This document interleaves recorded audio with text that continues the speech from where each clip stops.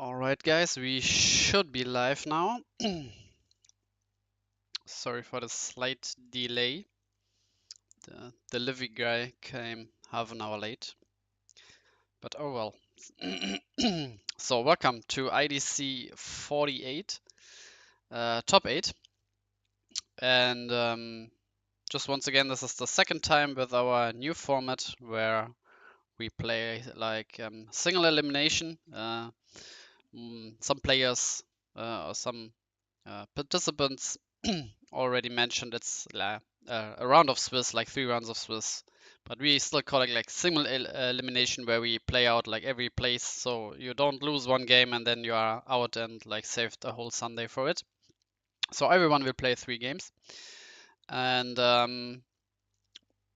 as usual, we have Claude Alpha, who provided us with some um, insight on what people are playing in the top 8.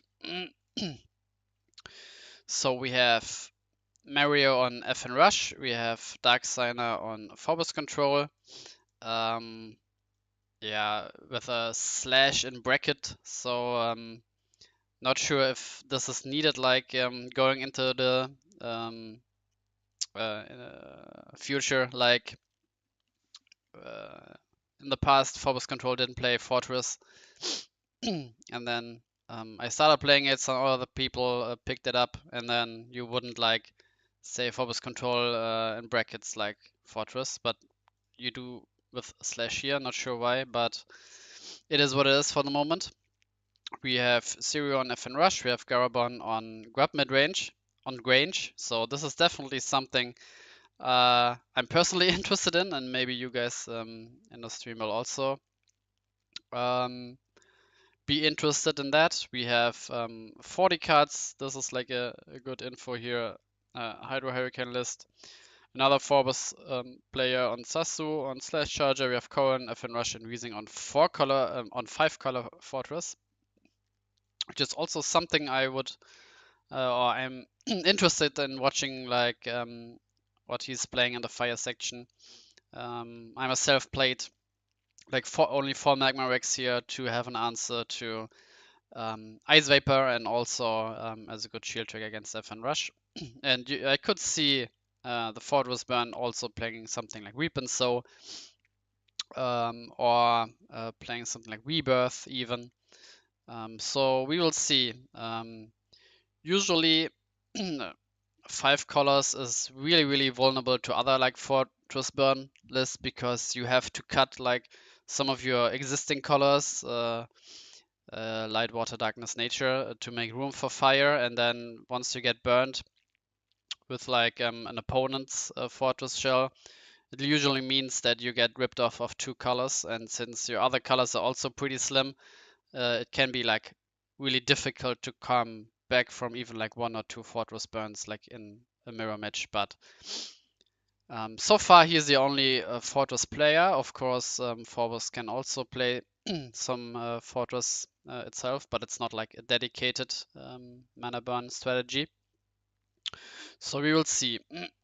Looking at the bracket here, we have FN Rush versus the 5-color Fortress version. Maybe this is something we would want to watch first, since FN Rush matches usually are not lasting that long.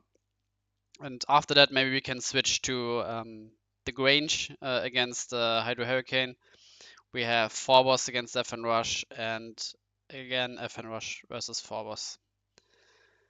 So let's quickly look at our channel if everyone answered. 1, 2, 3, 4, 5, 6, 7, 8. All right. So let's quickly announce, or let's boot up OCTGN first.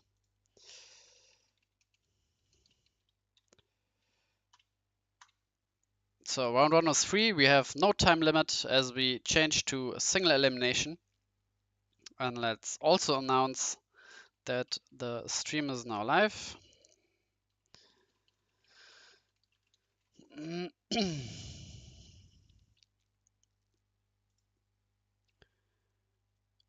Another update here.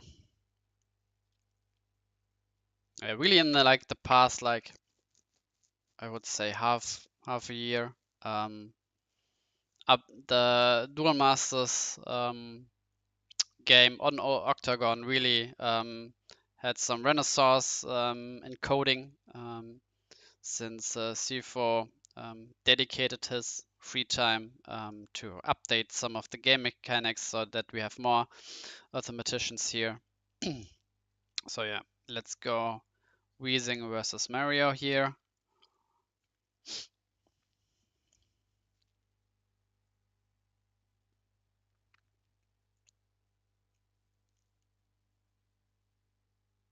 Maybe they already started because the room was open like 17 minutes ago.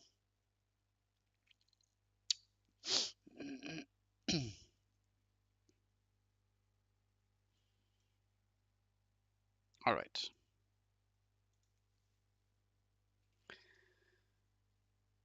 So Weezing charging Ice Vapor, yeah, not good in this matchup here.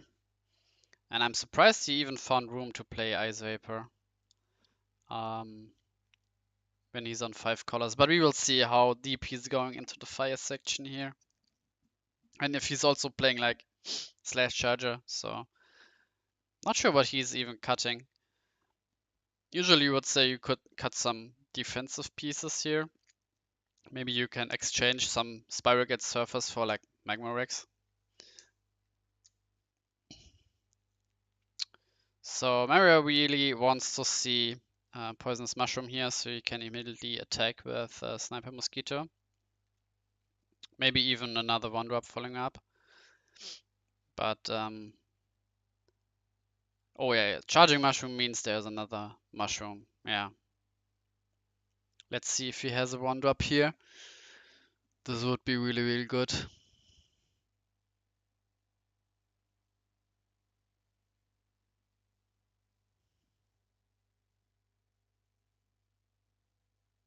Oh, he's not attacking. Why? Wait. I mean, the whole point of playing like Mushroom is that you can attack with I mean, not the only point, but one of the points that you play Mushroom is that you can attack with Sniper Mosquito on turn 2 and not be stuck on like 1-2 mana for the rest of the game. So that's pretty interesting here that he is like missing the one attack here.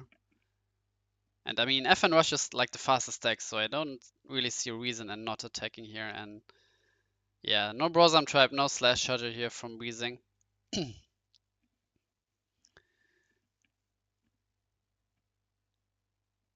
Oh, he wanted to play double 2-drop next turn. I see.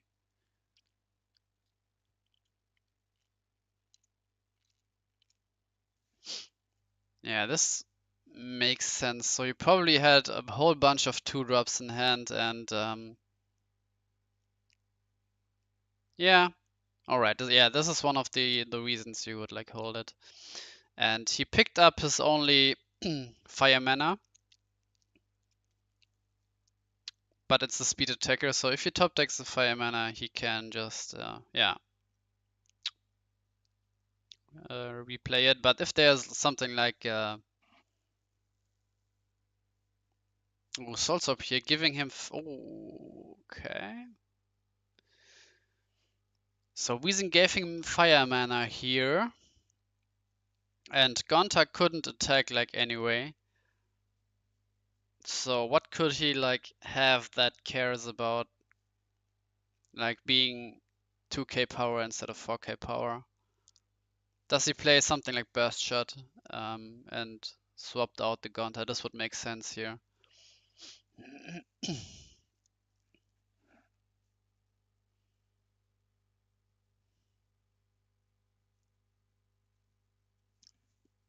But otherwise, if he doesn't play something like Burst Shot, then giving the opponent fire mana for his Rickabu is like not that optimal. Oh, just no play. The first 4 turns for Weezing. This is like not even like a creature for like a possible Soul Swap into This guy is what in mana. Yeah, this is like just over. Don't see a way for him to come back. I mean, maybe if he hits like the burst shot first shield, if there's even a burst shot here.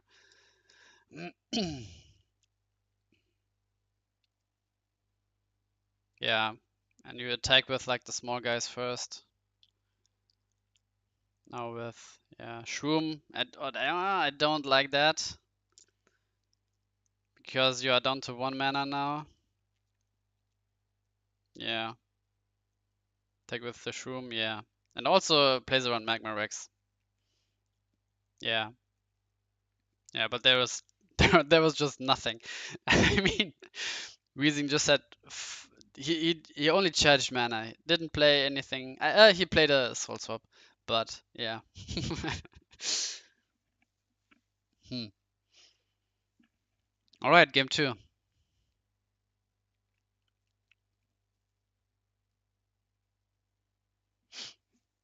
Maybe Weezing even cut something like Belix to make room for the 5th color. Really, we didn't really see any fire uh, mana being charged in the first game. Doesn't mean like anything because you need like 5 turns to fire to charge every color, unless you obviously charge multicolor cards. So no 1-drop here for Mario is good news here for Weezing.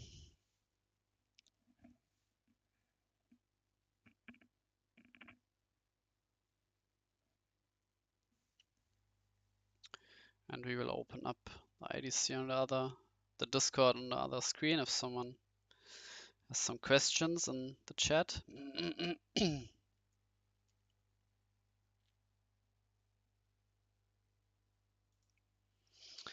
Alright, Mushroom. Mushroom would make sense here if he has a 1-drop or if he has drawn into it, yeah. No! Wait. Another questionable sequence, but maybe just like double 2-drop next turn coming. Yeah, and here's the Magma Rex. Was a pretty good charge here because if you hit into Soul Swap now, you can like swap out your Brosam Tribe for Magma Rex and then at least kill the Mushroom.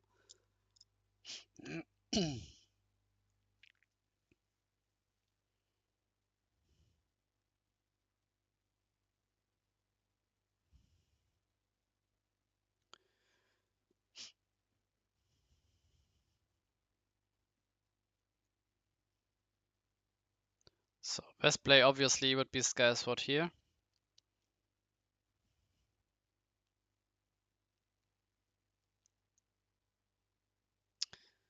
But no Sky Sword.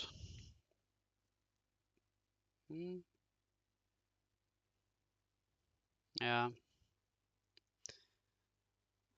And Mario really needs some Sniper Mosquito stuff to get some mana back. Oh, just another double 2-drop. Also looks good here. Belix doesn't do anything at the moment.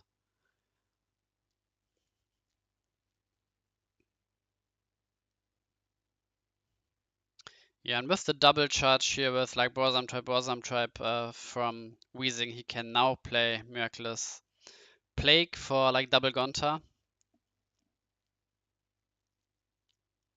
But the problem is, what do you give him back from mana? Like the Quixotic, and then what else? Like you don't want to give him the Volcanic Arrows, you don't want to give him Speed Attacker. Sniper Mosquito is just like a 1-drop that he can replay next turn, just like 1-drop, 2-drop. Yeah, no good targets in the mana zone. But if he can manage to play like multiple plagues in a turn, then or turn after turn, then he is in good shape.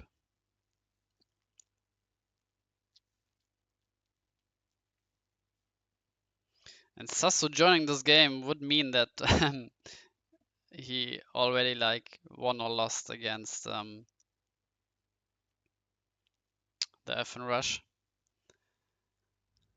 It's so quick, meaning that he most likely lost. Yeah, he lost 2-0.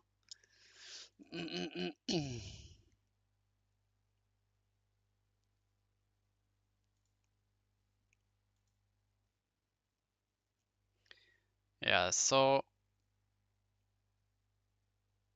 yeah. So oh, he can't really, yeah. He can't play like the 2-drop Gonta because he only has like fire mana left, so unless there's like a speed attacker. Yeah, only Gonta coming back down.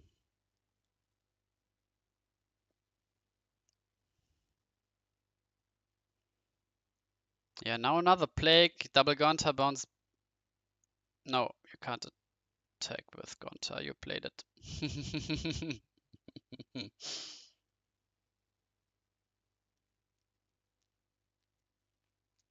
Yeah, speed attacker Gonta. Buffed. Gonta too weak.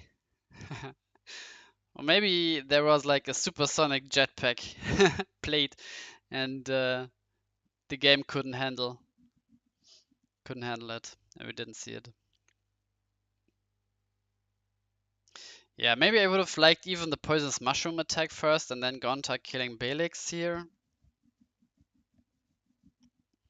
But then if you top deck like common missile or volcanic arrows, then the Belix is gone, so not the best.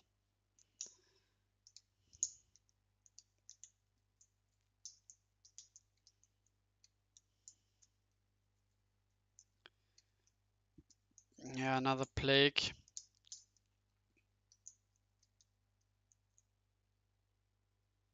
In Yeah, and the Gonta is pretty bad since it comes into play tapped. But you obviously take the poisonous mushroom to hand here. And then you charge the sniper, play mushroom, and charge the Gonta.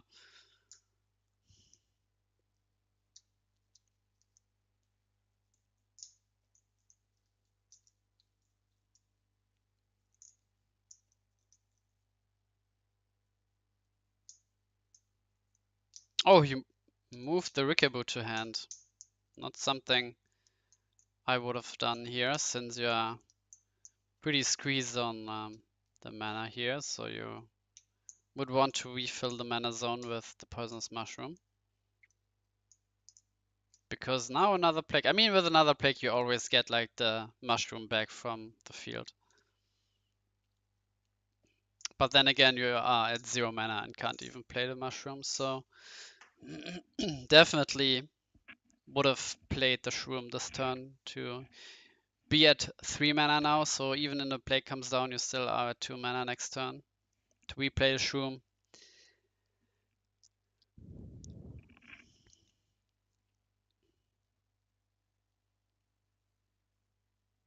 But again, Weezing needs to have like the 3rd and 4th plague. I mean, he can obviously charge mana, play swap, charge a Fal, play swap on Fal, get the plague back, and then play it. Does he have the mana for it? 1, 2, 3, 4, 5, 6, 7, 8. Yeah, exactly enough. So 9 mana with the Fal charged.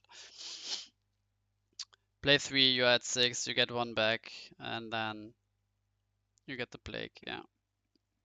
But he needs to have Fal and swap in hand for that play.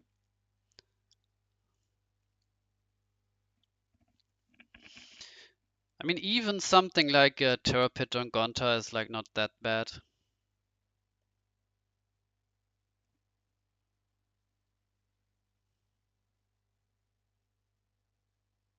Even playing Rias. Interesting. Not sure how he finds space. Probably not playing something like Energy Stream, I would assume, or going down on Energy Stream to find room for all that.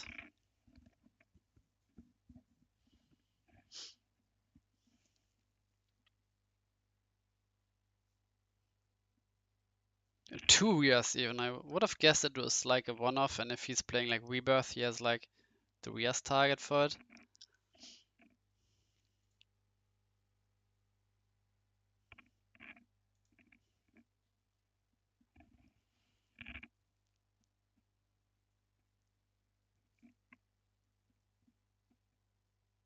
Yeah, attacking with Shroom first to play around Magma Rex, but then the Gonta takes your whole family to a vacation. Yeah, yeah. Yeah, now with the Rias. even getting to draw a card from the Surfer trigger, and now it's just done. It's just done. You don't really. Maybe he's even playing something like Meltdown. Meltdown would obviously be really good too for the FN Rush or any aggro matchup.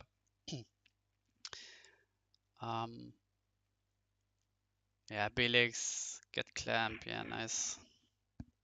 Draw a card. I mean, at Mary's position, you can just scoop now. No way to come back from that.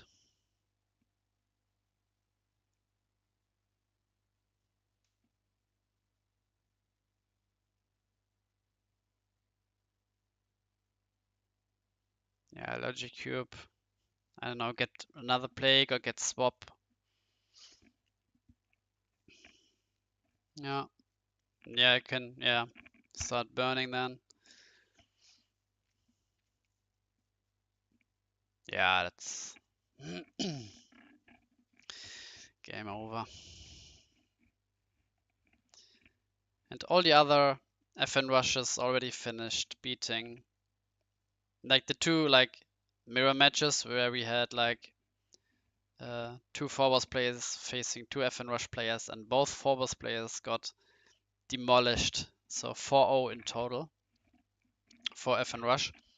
And yeah, when you go something like adding slash charger, or maybe I don't know, being on like I think Sasu could be on like 4 slash charger for Vapor. Then you cut some defensive stuff, and that makes you a bit more vulnerable. Yeah, Hardcast Magma Rex comes up more often than you would think when you play 4. So he's definitely taking a lesson out of my book, where I played like Magma Rex in CIDC and Photos Burn, but faced 2 Survivor decks and went out like a madman or 2. Um,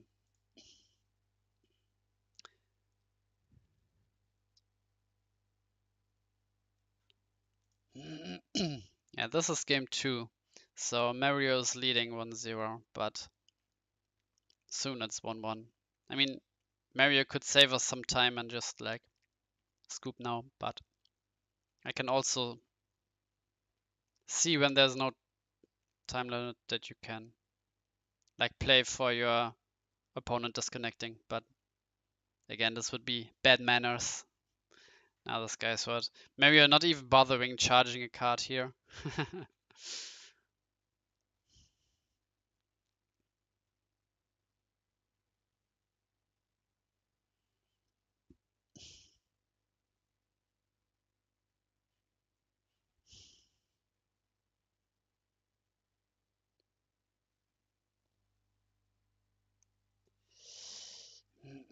Oh, and Garabon also winning 2-0, so I would have guessed that this matchup would have taken longer. So Grab Midrange winning 2-0 against Hydro Hurricane. And I can see that since Grab Midrange usually is playing 3 or 4 Rebirth, playing Garlek or Windex, so pretty good cards against Hydro Hurricane. I even play Photo Side, which totally destroys Hydro Hurricane. So yeah, 2-0 here for Garabon. And we will definitely, I think, um, watch this game next, the Garabon game.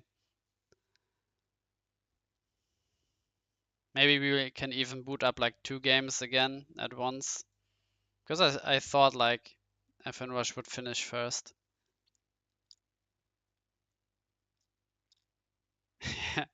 Garabon even saying it's anti-light grab, so probably means even playing Galg Life, maybe some small Volerica engine, like Volerica, Galg Life, Buzzer Gazelle, maybe even Bolmedius. And not the best start here for Mario. And Weezing definitely happy here, I guess, to trade the Belix, unless he needs like a 3-drop and guesses that it will be under the shields. And also if he blocks here, then the Poisonous Mushroom can hit, so there's an argument for letting that through. Especially when you have like Cranium Clamp in hand. And yeah, what I'm not really getting here is charging up to 4 mana, since on the FN Rush side you usually want to be around 3. But in the past games, in the last games, we saw double 2-drop here from Mario, so yeah. But definitely not more than 4 mana. And yeah, looking at this game, I think Weezing is pretty happy with this situation here. The Belix can just wall um, the Mushroom, and if all the opponent can do is replay the Magnus turn by turn, then you're fine. Yeah, now with the Blossom Tribe, you can afford to block the Magnus, since Blossom Tribe can kill the Shroom. So you don't fear in getting your Belix destroyed by Command Missile or arrows. So now you definitely block here. In my opinion, at least. Unless, again, he has something like Cranium Clamp in hand. And no Sky Sword. So he lets that through. And thinking for so long means that he... Okay.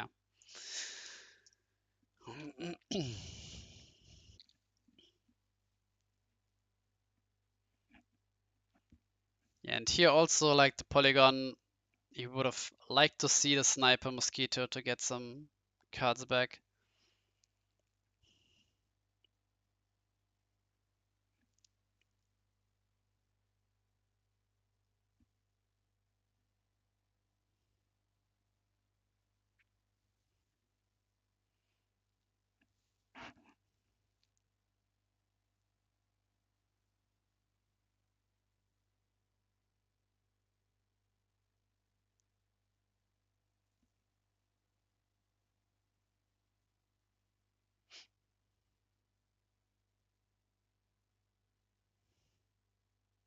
Yeah, that's game 3. Ghastly Drain even. Hmm. And he's playing Magma Rex and then also Ria's Ghastly Drain, so pretty non-standard FN Rush here. Oh, Sniper is pretty good. Now, if there's another speed attacker, suddenly, yeah, suddenly it's looking not that bad for Mario. So all 3 shields are getting broken now. Yeah, play 1 Magma Rex here by attacking with Wickaboo first. Oh no, not all 3 shields because he played the Sniper, but yeah.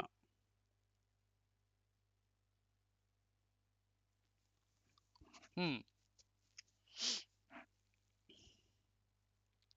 But I would assume with so many cards that he has some sort of Sky Sword here, and then Rias can kill Rickaboo.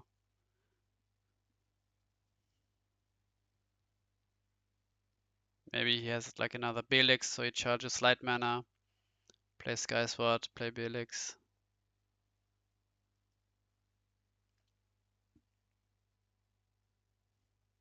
6 mana, Surfer. Alright. Yeah, so 2 nature cards here in hand for Mario, only 1 nature mana, so he needs to top deck something good. And you don't want to charge like more. So if he draws another nature card here, pretty bad. Since you don't want to go up to 5 mana. Yeah, but he has to. Yeah, now Plague. Yeah, I think this game is one for Weezing. Just like early Belix. Um, Not a good curve for Mario, no 1-drop. Yeah.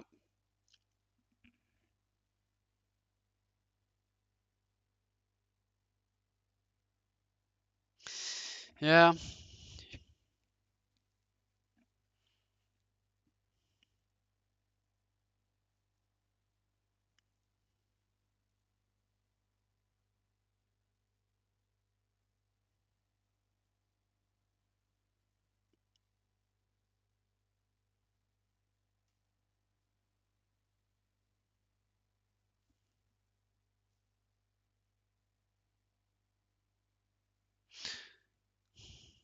Yeah, but I would assume Weezing draw drew so many cards that it got 4 cards out of the shields that he has like a plague here.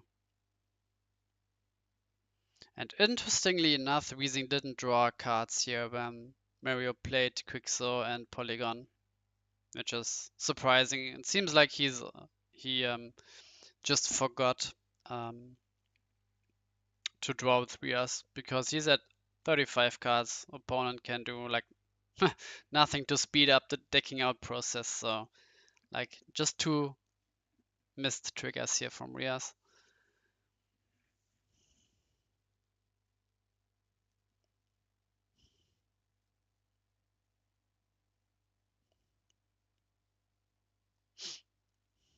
I mean, still a pretty dicey position now with the top decked Magnus, but I think there's no way he's losing this. I mean, I would be really surprised.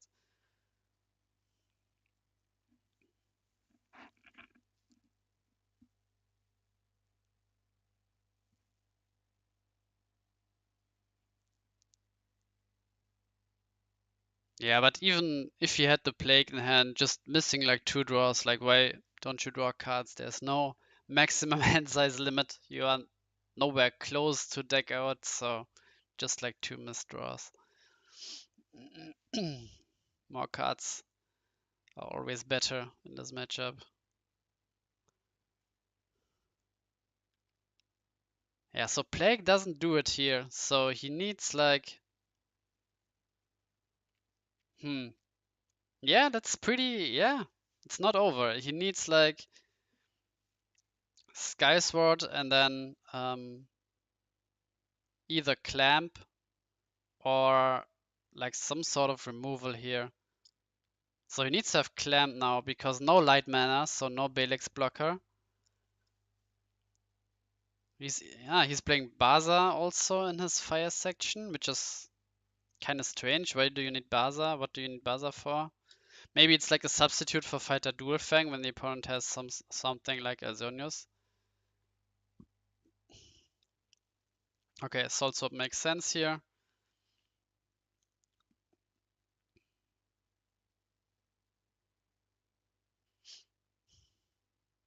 And since you are cutting a lot of cards, I think Meltdown like would be pretty nice in this situation. And here I would attack with Magnus first, since you don't want to go down here, because 1 Plague means you're on 1 mana and can't play a speed attacker.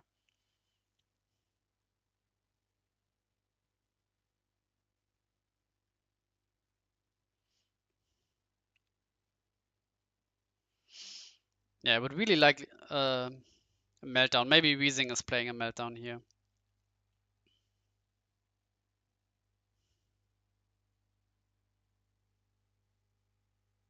Oh, Soul Swap trigger. Yeah.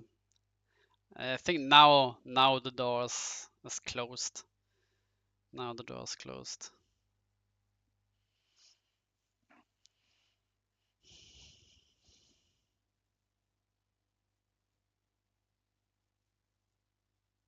I mean, you can even like, if you have Plague in hand, you can even swap out your Fortress, burn 2 mana, then next turn Plague, bounce double Mosquito, and the last 2 mana, so 0 mana, 0 board. So I think if you have Plague in hand, which you obviously have, then swapping out the Fortress is a good play.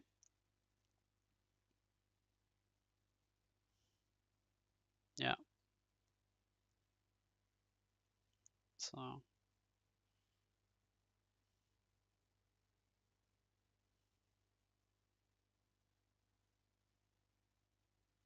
yeah. And now you, even when Sniper attacks, you have to take like another mana to hand.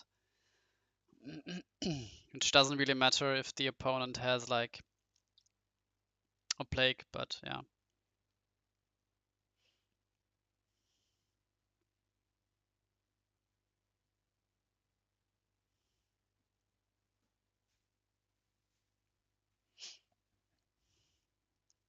Yeah, and just like an unanswered Rias just won him the game, drawing into so many answers here. Um, so Rias not only good in like even um, board states against control, even good against F and Rush when you like semi-stabilize your board and then just Rias unanswered, drawing like I don't know 10 plus cards.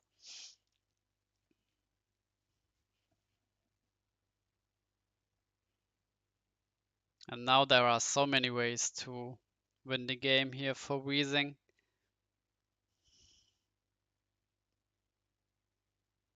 And he's still on like stream and also Yuka Charger. I'm really wondering what he has taken out, like to find room for Magma Rex for Bazakazia. Maybe he's not on 4 Magma Rex, but if you splash fire, I would imagine that you go a bit deeper than just like 2 Rex and 1 Baza.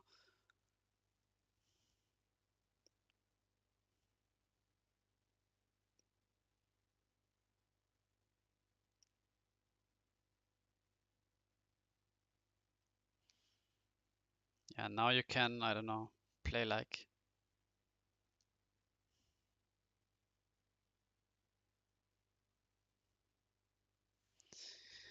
getting back the Morbid. What's on the graveyard even? Draw some Tribelix, yeah.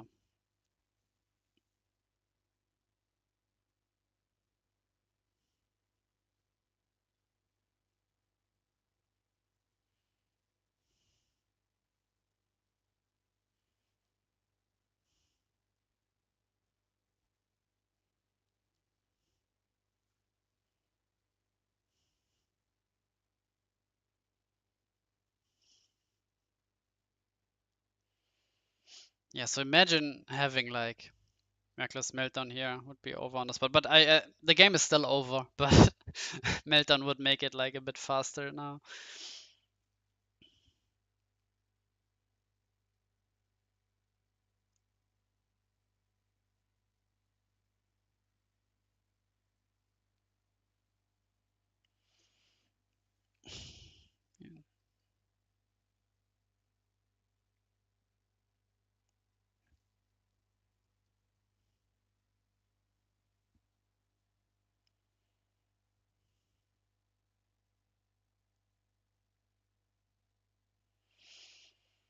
Yeah.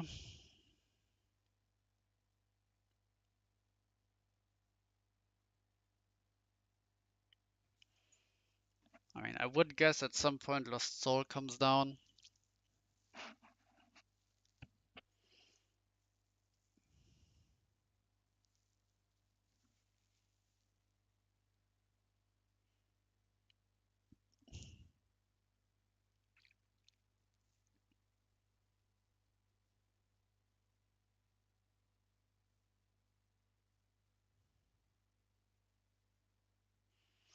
Yeah, I think like not much to talk about. There are so many different ways to winning here for Weezing.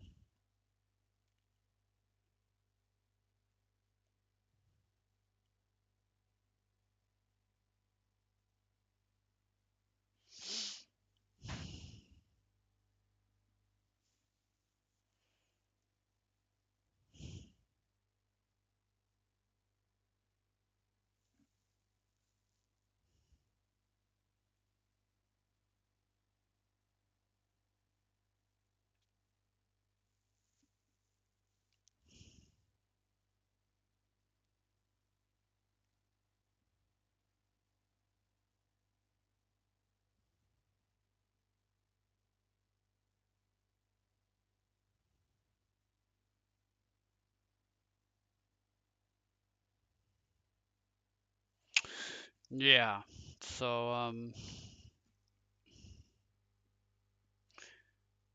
hmm. I mean, there's like another play coming down. Like I don't know, draw some Tribelix, draw some more cards. Like I don't know what to. Oh yeah, there's a rebirth. I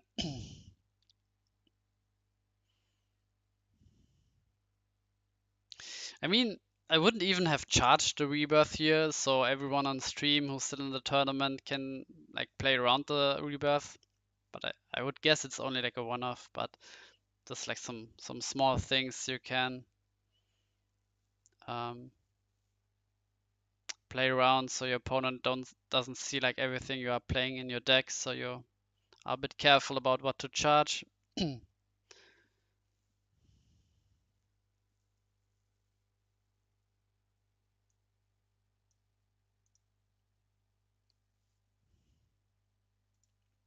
Yeah, so still one plague left.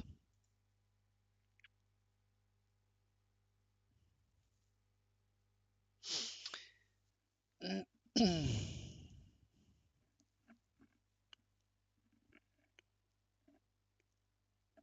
just surfer now. Maybe like another sky sword here. Yeah, to be super safe. Now you can even like stop drawing with BS. Maybe you want to play like 2 more sky swords at some point. Yeah, Bosom Trap even. And you have how many attackers? 1, 2, 3, 4, 5, 6, 7, 8. So next turn you can just go for a save lethal. Even last shield volcanic arrows doesn't save you. So what you can of course do is like play something, play swap to even get out Buzzer Gazelle. So you can be even more safe here. Of course you can still play like your 4th plague. But yeah, I think at this point it's like a 100% to win if he starts attacking now. There's like no combination of shield triggers that would save Mario here. I mean, obviously, if there is a Holy Ore, then yes, but yeah.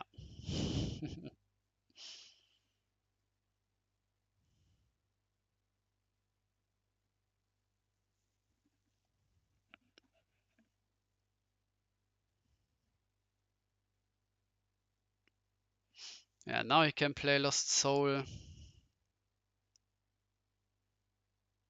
Yeah. I mean, Mario can just scoop here, save us some time. Bro.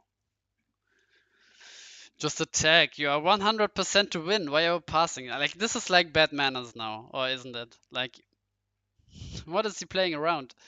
Like, you have 8 creatures that can attack. What is, like, what is the point? Do I go for, like, a slow play warning, or...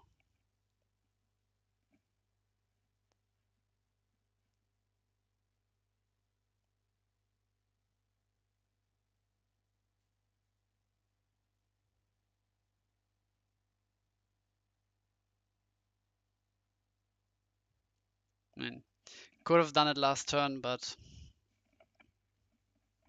Yeah. Alright, GG's.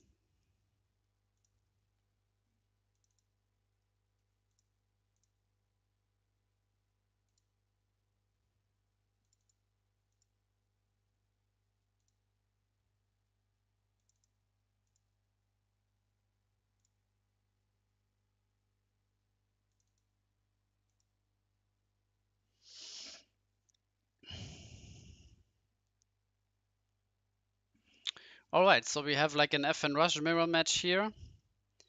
We have 5-color Fortress versus Grab Midrange, which I definitely want to see, but I would assume this takes a longer time, but maybe we can do like 2 matches at the same time. Yeah, the other Rush decks won. Yeah, Coral and Sirio is yeah, through. And we also have like Phobos Control here, Phobos Control mirror match, and we have Hydro Hurricane versus F and Rush. So usually I would go to like the lower bracket, but because if you lose in a lower bracket, you are not out yet because every place will be played out. So I think we will just boot up the F and Rush mirror match because it's like when you play F and Rush, it's the most like skill intensive, quote unquote, matchup that you can face when playing F and Rush, and I would also like to see Fortress versus Grab Midrange.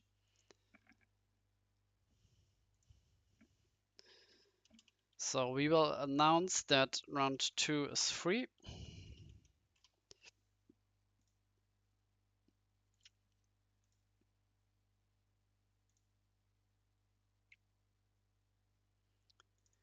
And definitely joining Garabon here, and we definitely join Sirio here.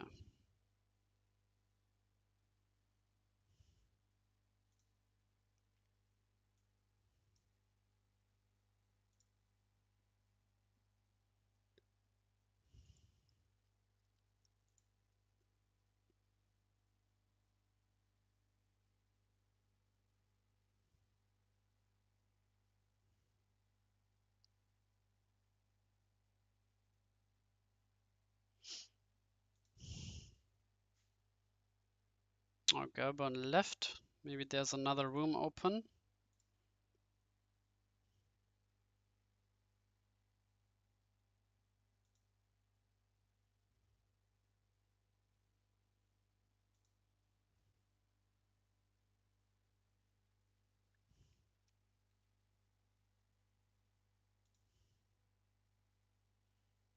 No, Mario's not playing with Darksana. Mario's playing against Live for Life.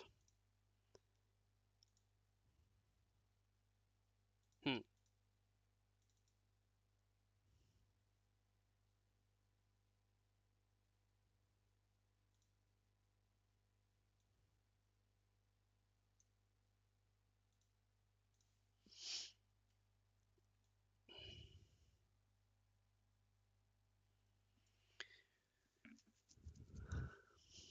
Alright, so Polygon. And Polygon, usually bad, but in the mirror match, it's at least good when going second. Because when you trade into a creature, there's like no drawback in needing to return a mana. But seeing Mushroom being charged with Sniper Mosquito either means it's the only untapped nature mana, or that means that there's another Shroom to go with, like the Sniper Mosquito attack. And again, disconnected here. So what is going on with like other game? Maybe some room problems here. Okay.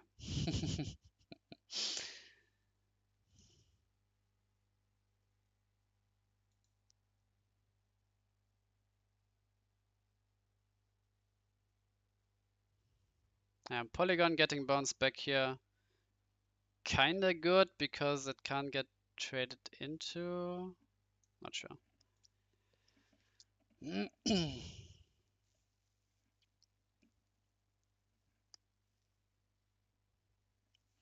Yeah. Yeah. Attacking with Sniper Mosquito, you are stuck on 2 mana for the rest of the game. That's not something you would do. And also when going second, you are usually um, the passive guy, the guy that reacts to your opponent.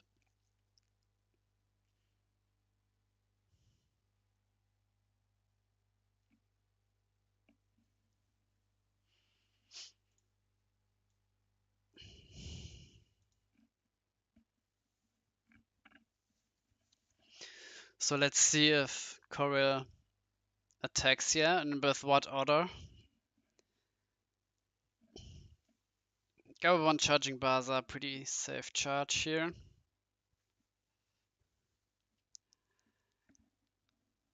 Yeah, the question is, do you attack with Mushroom here or not?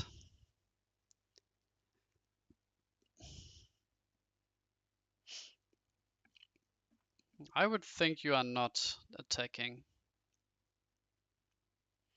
By attacking, yeah, I mean, you run into the risk of a Torcon here, but also you are saving yourself like a shield because your opponent needs to kill the Mushroom because, yeah, 2 to 5 shields, you can't really raise the opponent. So by attacking with the Mushroom means that if serious attacking, he needs to attack the Shroom and not a shield. So it's basically save a shield and break a shield from the opponent. Ooh, triple one drop here. Huge for him. That is pretty huge. Yeah. Triple one drop. Because now, I think if you attack now, you can play around last shield volcanic arrows, but then the opponent can.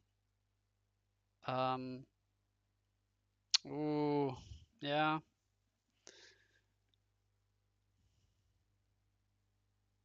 Hmm.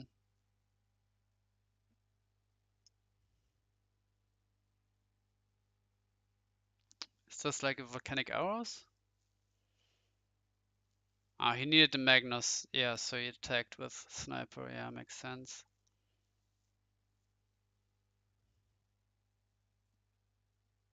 Ooh, volcanic arrows killing the Gonta. Why? Why though? Now you are just dead to like Magnus. I mean, Gonta would have broken the shield either way next turn, so yeah, maybe it's not a big of a deal.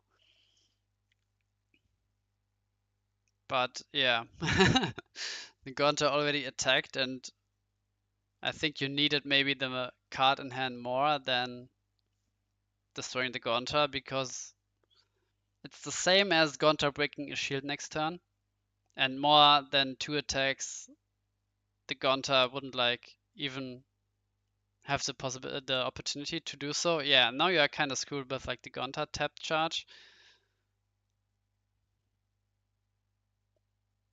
Yeah, because you are not winning the game now. Yeah, because you have to break the last 2 shields.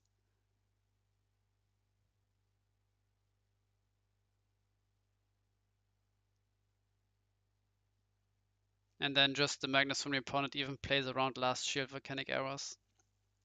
And when you attack with sniper, you can't play double speed attacker next turn.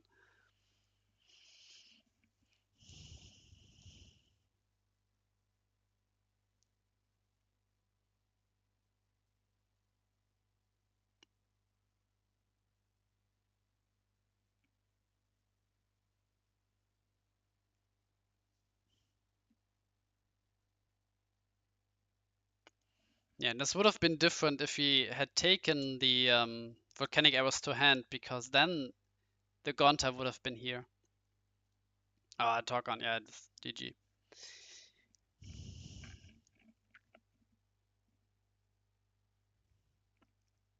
Yeah, not even last shield arrows is helping.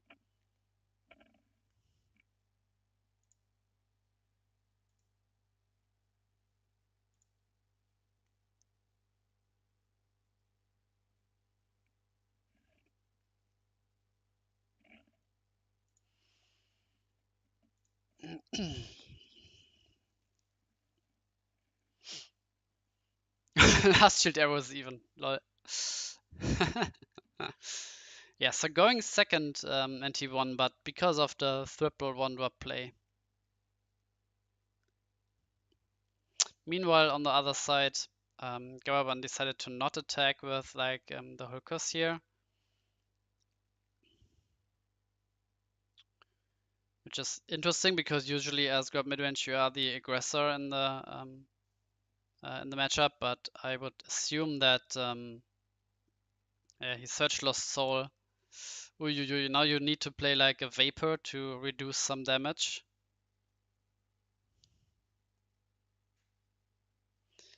And in the FN Rush mirror match, that's really like a question: do you even play the Red Claw, because Sniper and Polygon both cleanly kill it? And yeah, pretty good opening here from Coral, breaking shield here.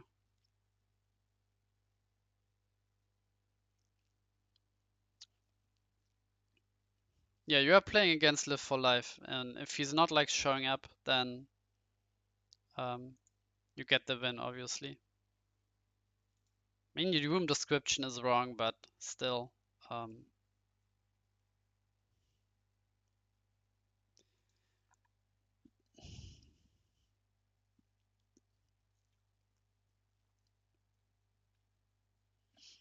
so yeah, both had the one drop and double one drop start. And I would assume this favors the guy going second. Yeah, because now Cowell is out of gas and still needs to attack with Breadclaw here.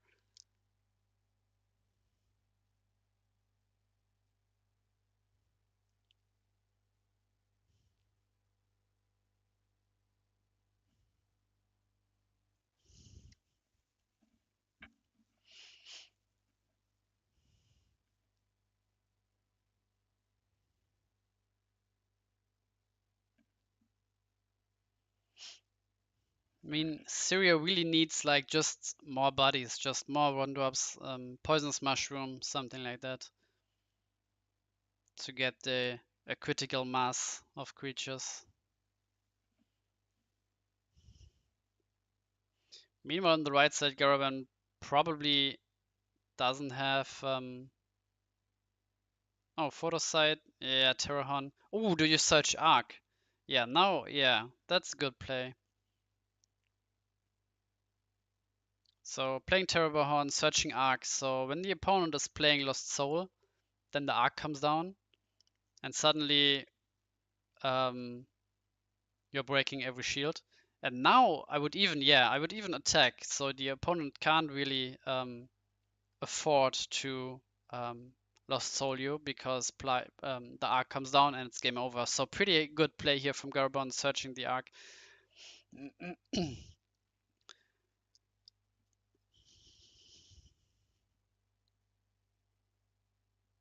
So Plague needs to come down here, yes.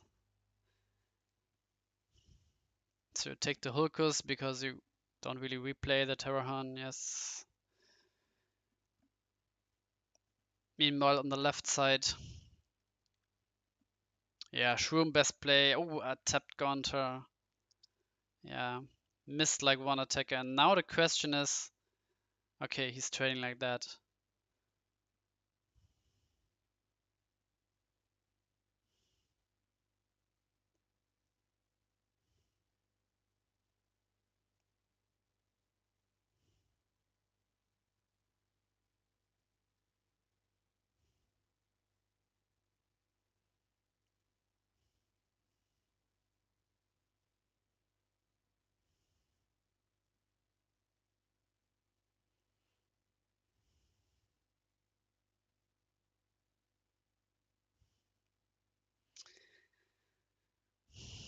Yeah, now Garabon attacks and mm, maybe I would have liked him to not attack last turn even. Because now you're giving Weezing card advantage.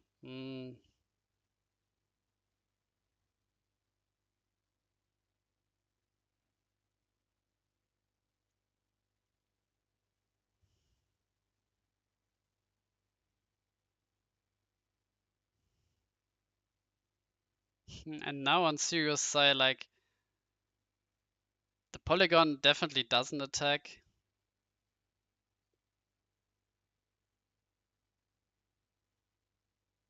Because you don't have time to replay it and then get another turn to attack. And you give the opponent opportunity to get a speed attacker. And Weezing bouncing his own Borzum Tribe is pretty interesting.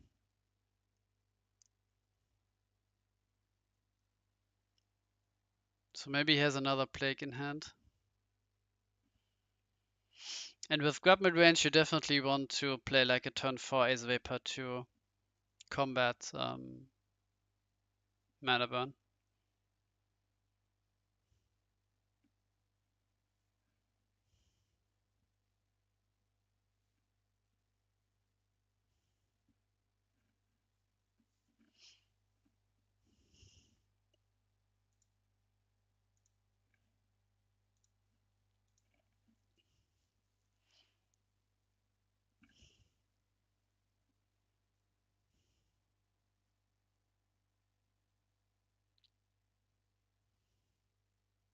Yeah, attacking with Shroom.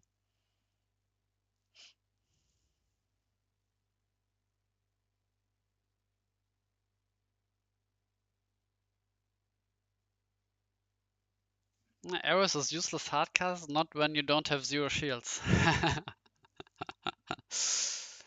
So maybe you should have left the volcanic arrows in hand that you charged last turn.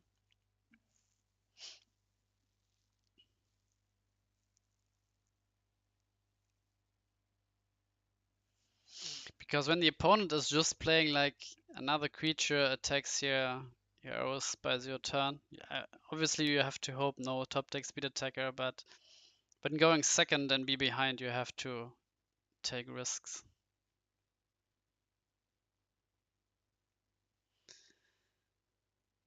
And again, the Gonta, he played the Gonta this turn, right? Yeah. So again, like not that great of a decision to play the arrows, in my opinion.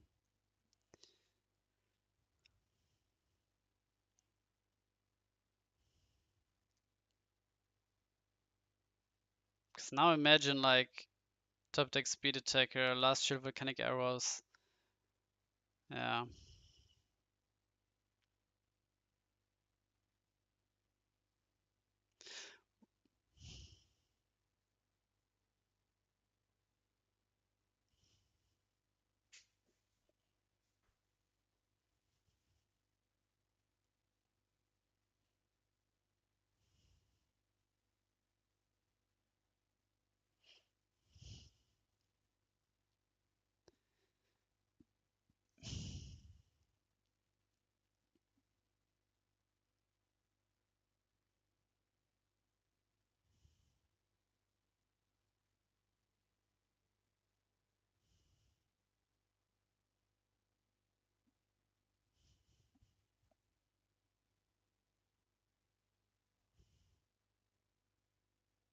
Yeah, he had, yeah. If he would have had like um,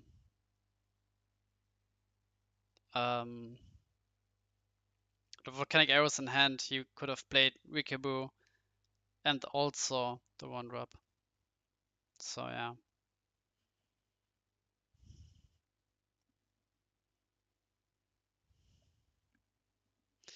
I mean, now Syria basically has to hope last shield volcanic arrows. So Polygon attacks into like the sniper and then Shroom and Rikabu attack for shield.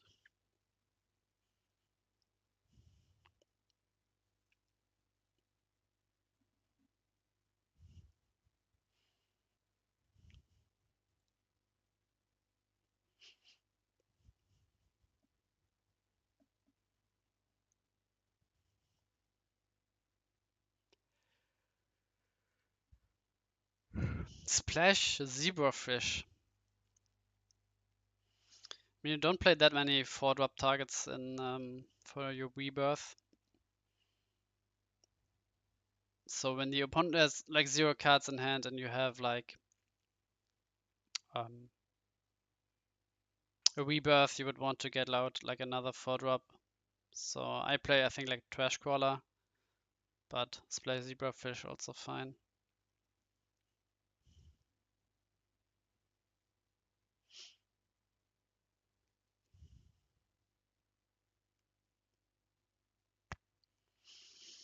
Alright, no last shield arrows.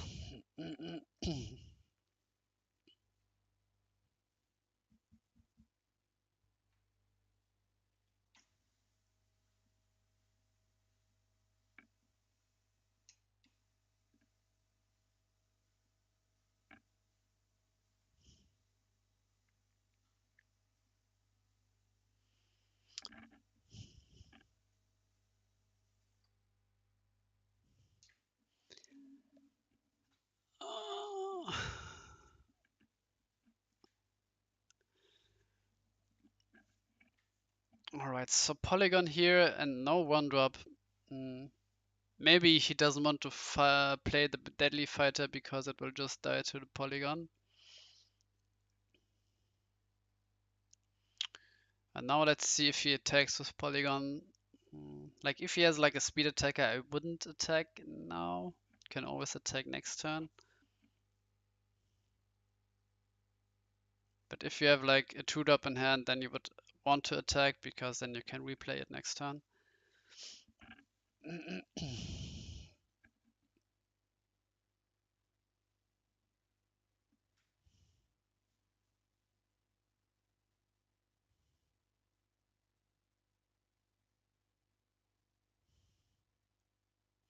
And here, first year volcanic arrows would have been nice to kill the Gonta because the Gonta is definitely attacking more than once.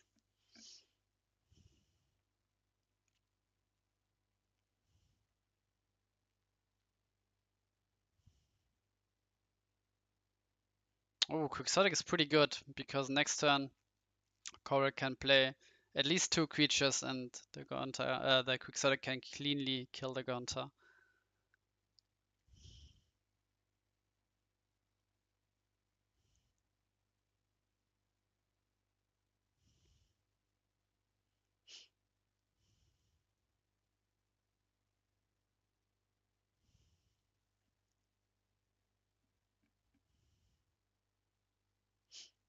A triple 1-drop. Wow.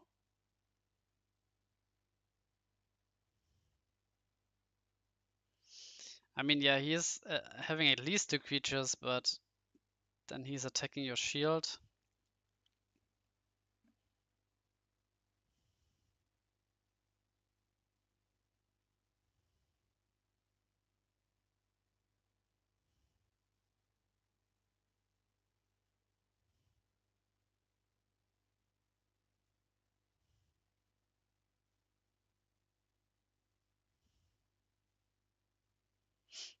I think Coral needs to attack now.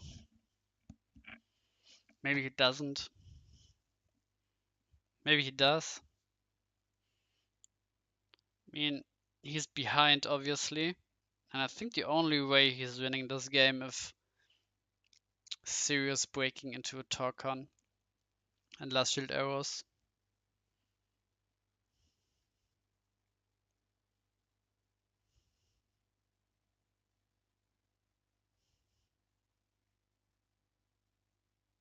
Ah.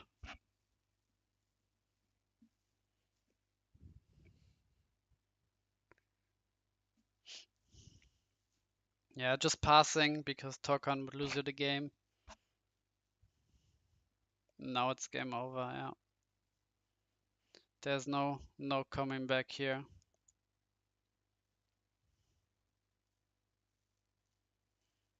Yeah, that was insane. Like all those 1-drops, Shroom in the middle from Stereo.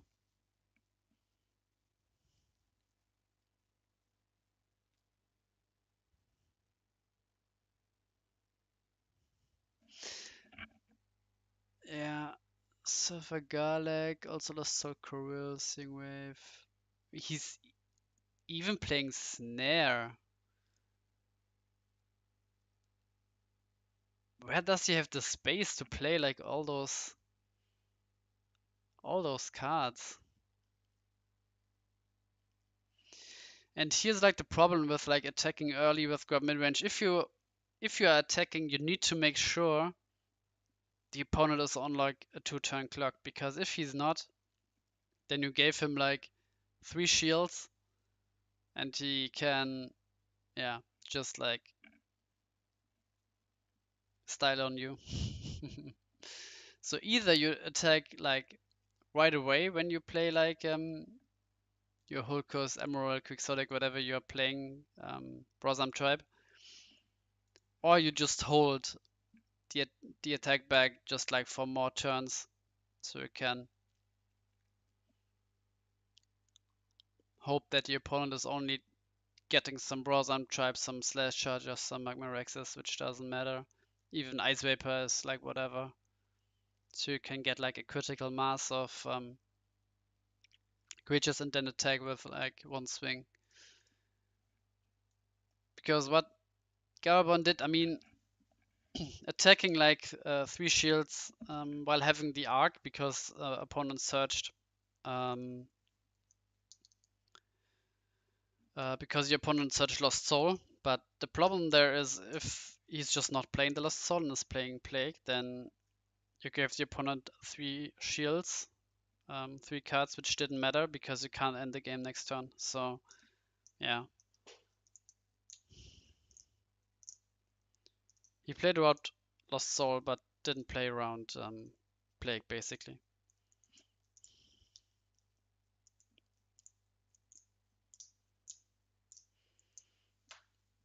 So yeah, this game is also over. Maybe we can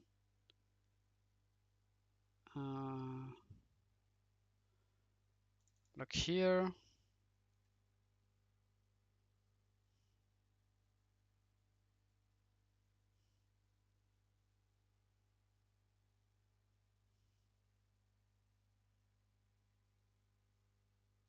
Even playing Ghastly Drain. Oh.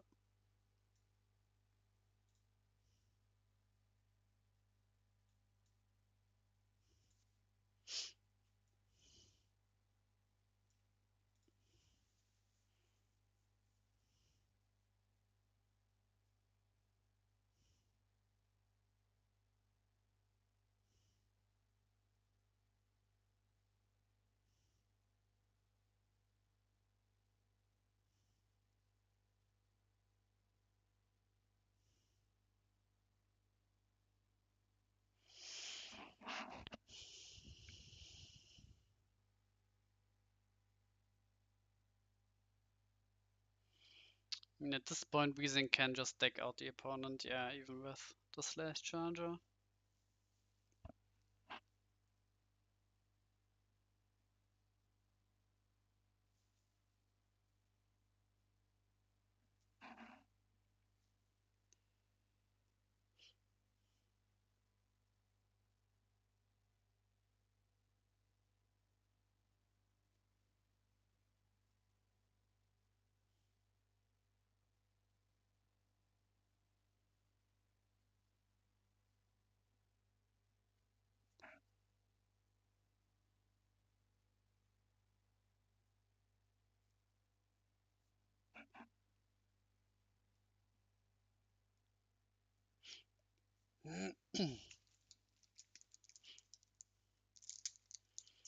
It's looking tough for Live for Life on the other side.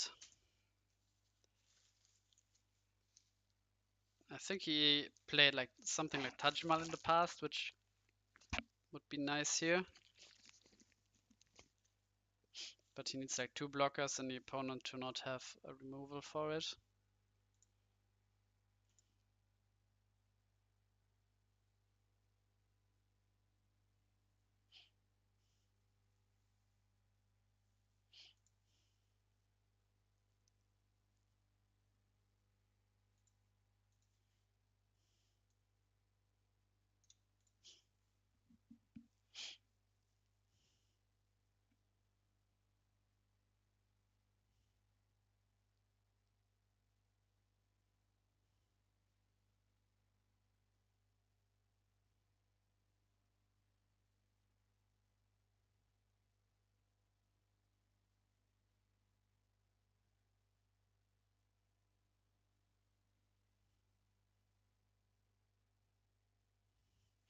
And Garabon turning the option on that the cards are overlapping in the mana zone.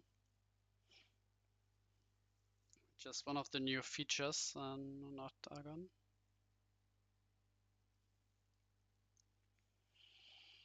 So let's see if he has Brasam Tribe. Nope.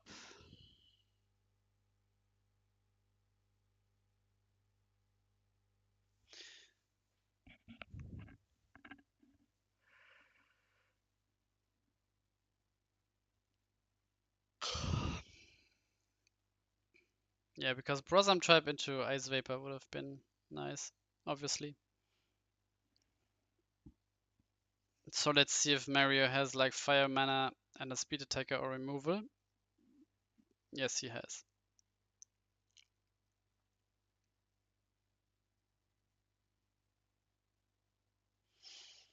So probably game 2.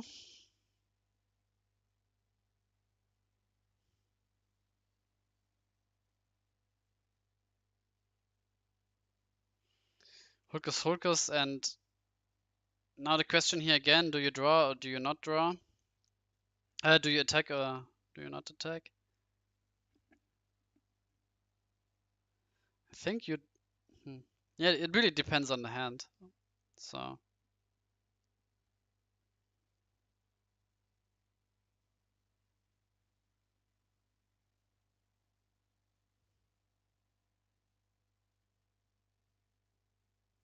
you know, on the right side, do you attack with Polygon here to remove one of the blockers? And do you even block is like another question. Maybe you need a card in hand.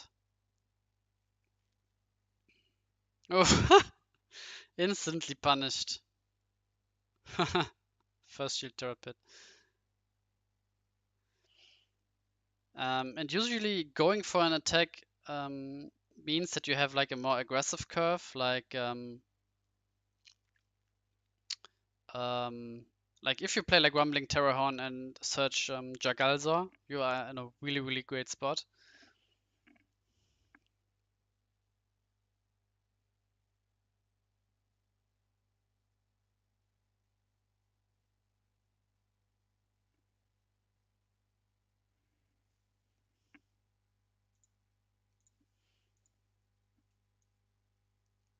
So again, you should only like attack when you have like the follow up.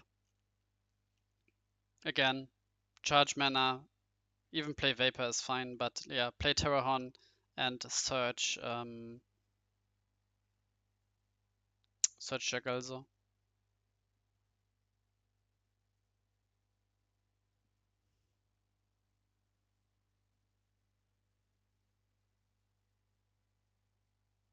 Yeah, Ice Vapor, also fine.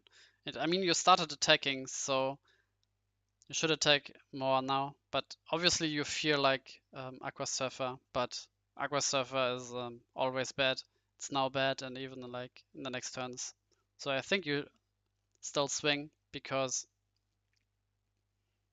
there's only the Brosam tribe on board which can't trade into your Hulkus. Ooh, whoa. Oh god. I mean, you could have even attacked like again with the other Hulkus because this Hulkus is dying anyway, so you missed an attack. But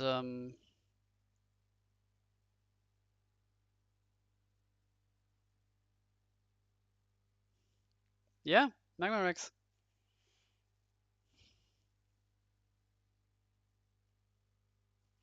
Magma Rex answering the Ice Vapor just as intended. Just as intended. And also killing a Hulkus here. So high value Magma Rex.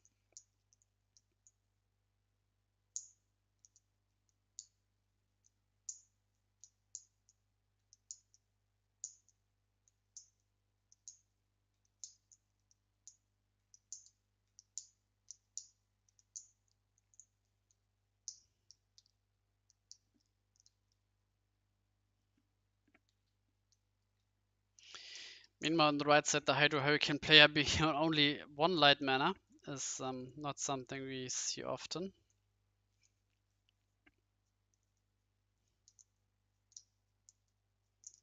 I think you have to block here now. You can't really afford to take more shields, in my opinion.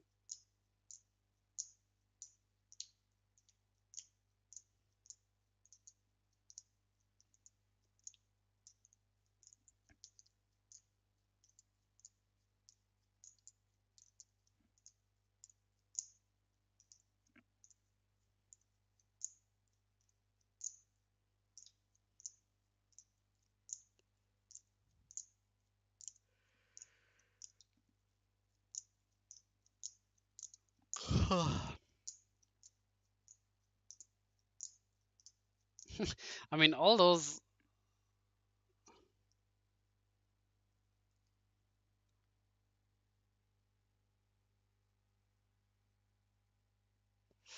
Ooh, Petrova.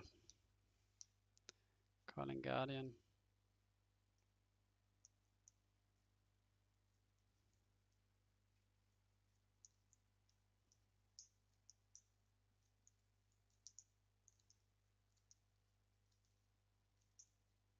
mean, still only one light mana is really hurting Live for Life here.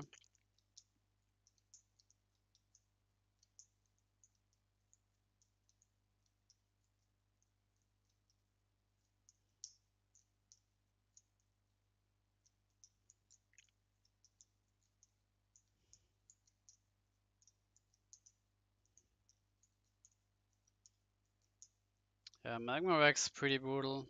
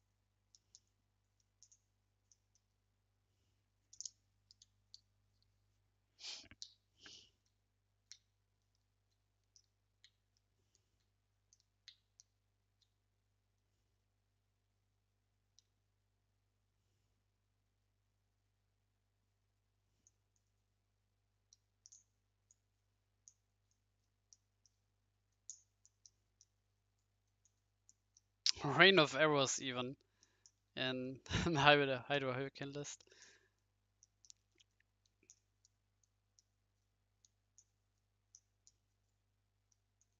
Yeah, and now I think the game is pretty over here.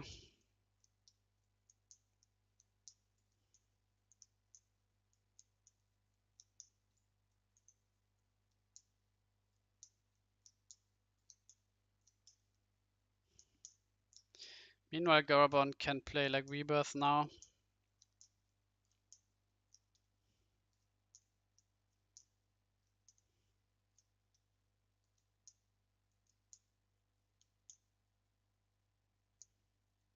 Another Vapor.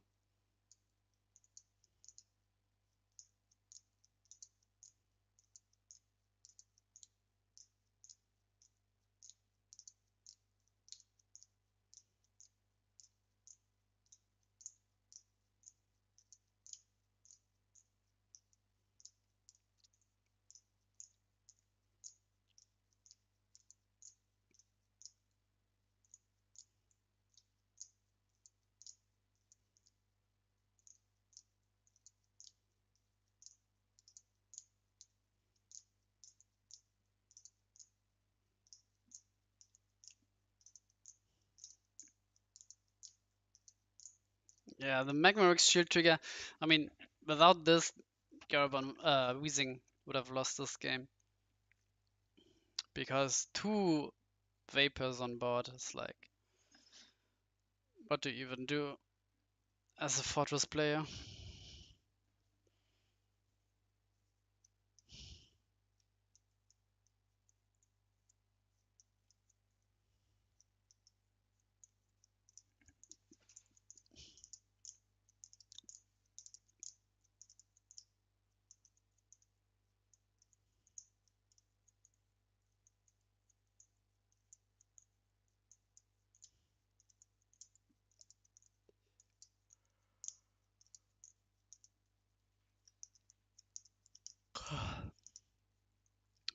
So even Plague here from Weezing, it's not that great because Vapor just comes down next turn again.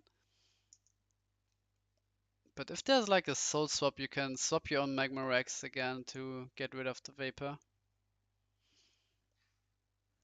And also Morbid is already charged, so they are probably not coming back anytime soon.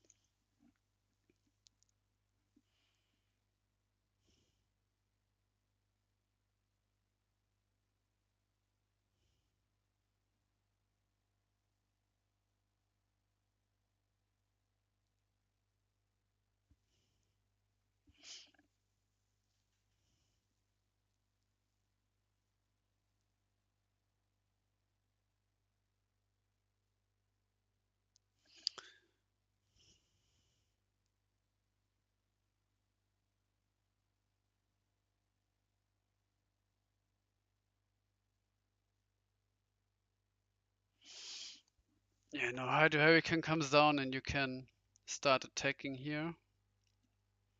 I mean, you would like to have one more attacker to start swinging.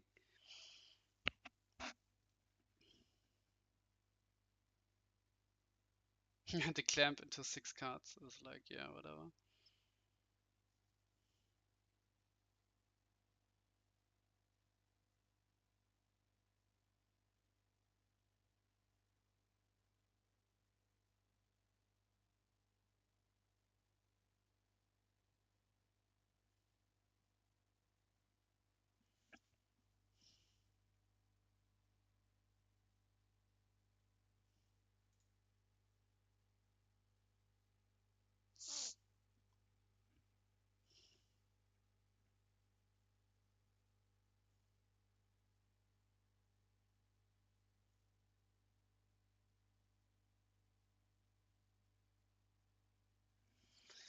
Mm, mm, mm.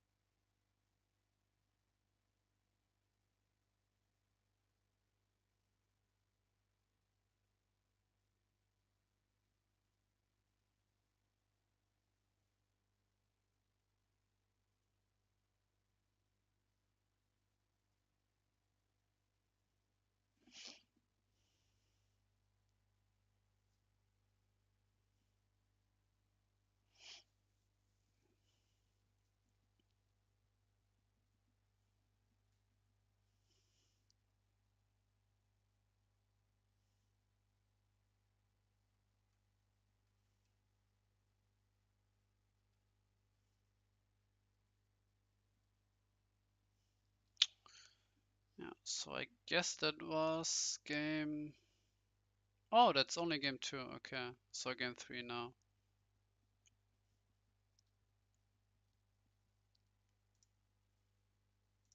Double Vapor gone pretty bad. But maybe he's playing more than 2 Vapor and has like 5 mana rebirth into another Vapor. Not sure. No round up here from Mario.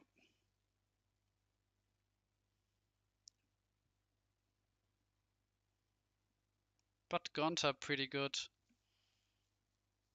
But as we have seen, Live for Life is playing Bloody Skeeter, but yeah, no early blockers, no Laura Giga, no Skeeter, no Belix.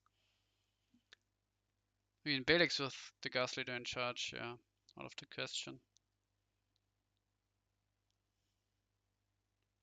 A bit slower start here from Mario. Definitely would have liked the one drop.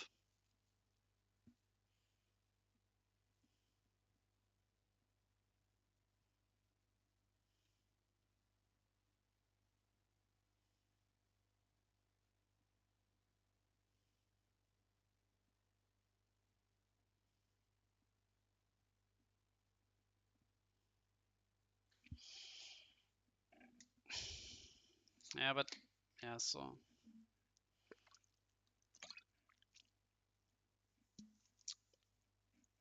yeah, so he thought about like getting the opponent to 0 shields and playing Rebirth on a 5 drop. I think that's correct here because if the opponent is playing Plague, you are basically dead. Doesn't matter if you're on 0 shields. Unless you are playing something like the one Pyrofighter Magnus and have that in hand.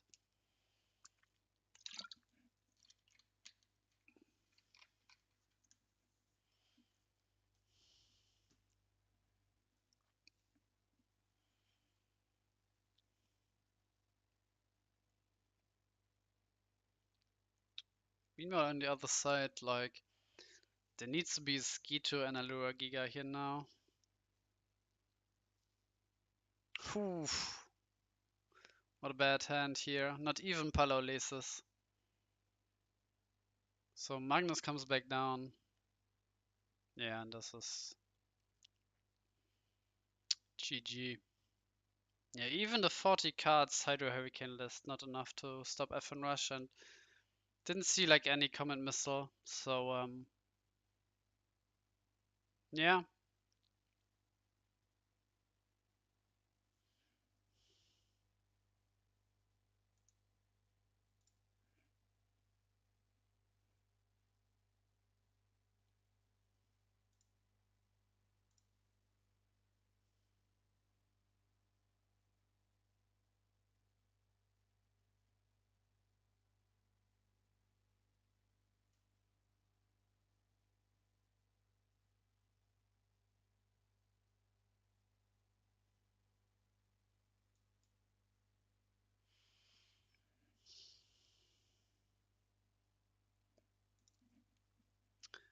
Carbon disconnected sadly, but maybe you should be back.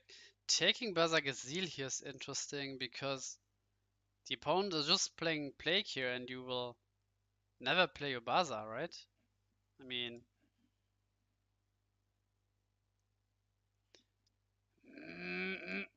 maybe he just hopes that the opponent doesn't have Miraculous Plague and then next turn he could play Baza and just hopes, or maybe the opponent doesn't has it, but he played like Stream, got like 2 cards off the shield, no Plague in mana. Yeah.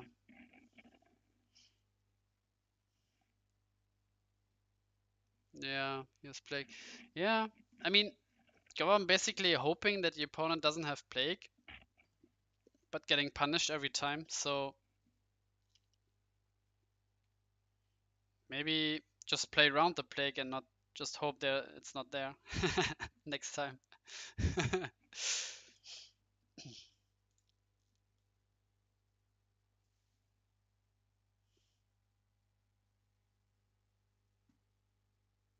Yeah, I think the Rebirth play was fine, but the Bazaar search was not.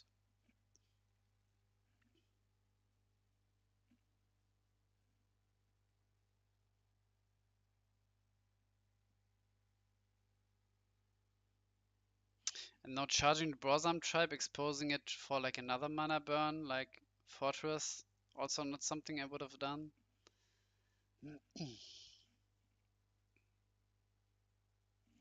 Because I don't think the opponent's playing Lost Soul here when there's no answer if a Arc comes down.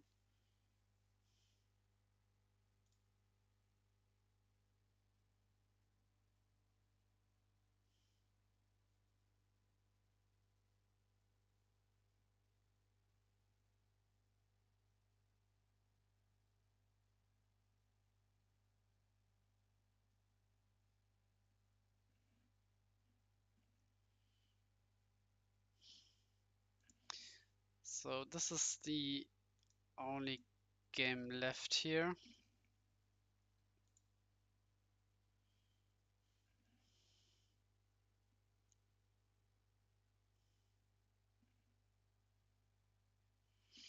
Hmm.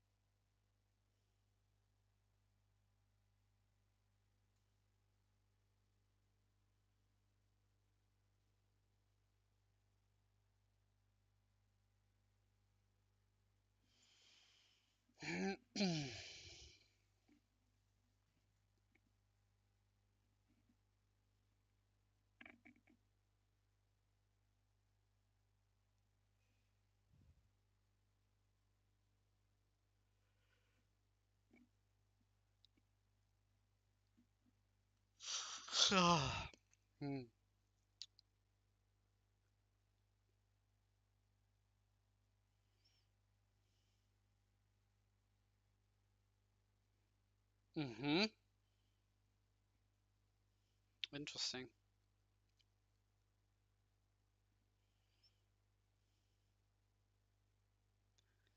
I mean, I would have liked the Baza charge here last turn. Ooh, this kind of Sky Sword is nice.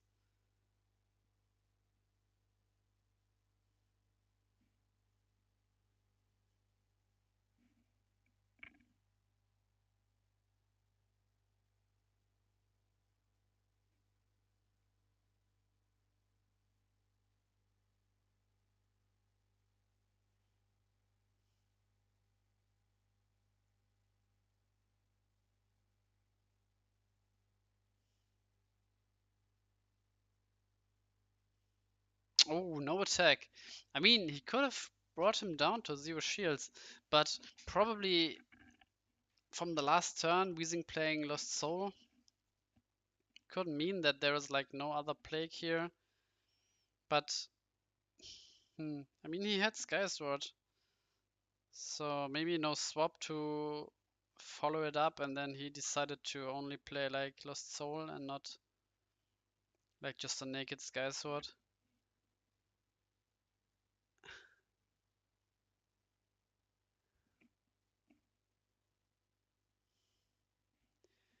Yeah, no attack here is like, I mean, that's always the thing. He started attacking for 2 shields and then he stopped attacking completely. That's, yeah. I mean, and now you get like the Arc Bounce back, and then you obviously have to take the Hulkers back to hand. Uh,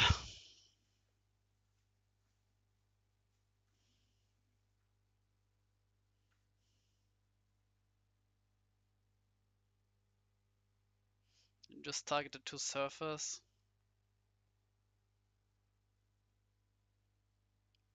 Yeah.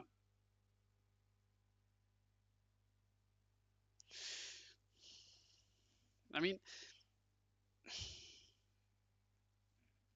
the problem is always, why do you start attacking for like 2 shields and then you don't attack anyway? Like, in my opinion, when you start swinging, you never stop. Because then you give the opponent like some card advantage and then stop there and don't threaten like anything. On the other side, just build a huge board against Fortress is pretty good. So just playing out creature, creature, creature, not attacking, and then one huge turn you attack, and then you just keep attacking. But now you give the opponent like some shields, you don't threaten anything, your speed attackers are gone, opponent still on 3 shields. Yeah.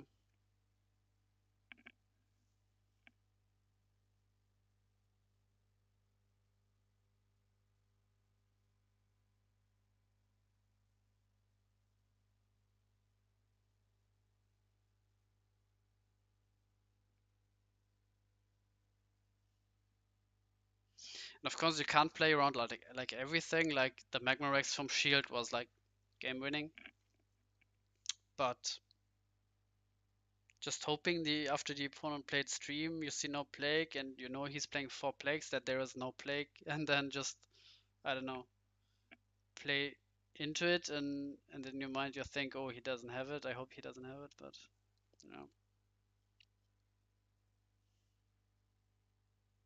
because you are not winning like the long game. You don't need to swing like in the early game, obviously. Although that's like a good chance, like when you play like, I don't know, like Emerald or Quixotic into Warzam Tribe, Terrorhorn, Jagalzor, then just attack, go go. But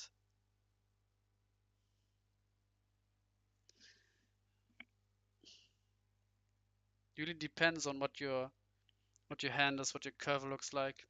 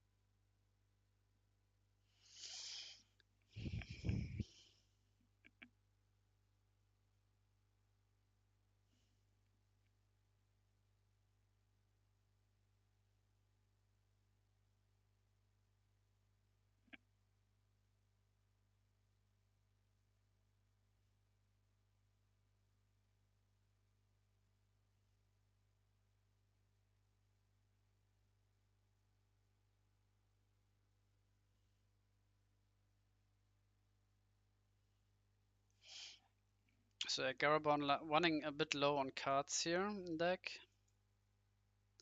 Not sure what is even left.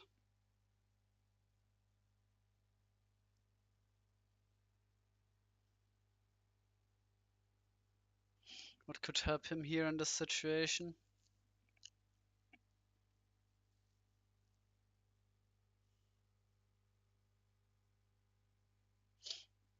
Yeah, swap for Fall.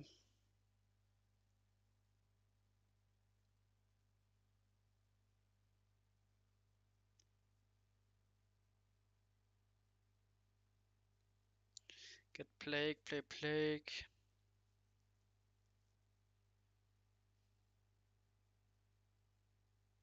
I think you give the opponent... Hmm. Yeah, hookers.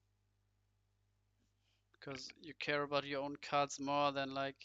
And then hookers gets you closer to decking out the opponent.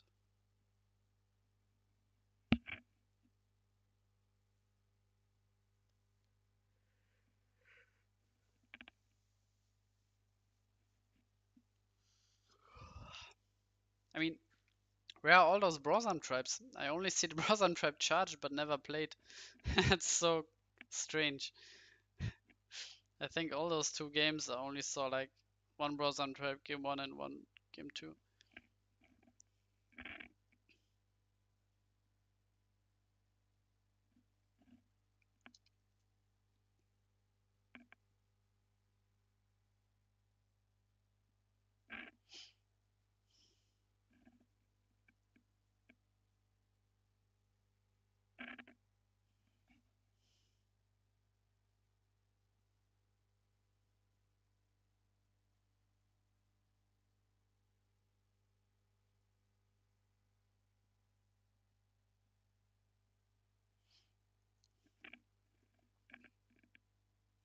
I mean, at least it's not like the Shobu shuffler where some very specific Americans claim that the guys who are programming that don't know what a shuffling simulator should do. Always having like your every 4 cards of your whatever of Aqua Surfer in hand and whatnot. It's like I think they were even arguing at some point um, it shouldn't be like perfectly shuffled. It should resemble more like the in real life shuffle where you do like maybe some pile shuffling, but still it's not like 100% like randomized. So you should account like the real life shuffling also for your online game simulator, where there should be some algorithm that resembles like not perfect shuffling and always some kind of stacking or whatever. It was really wild what they argued on the Shobo chat.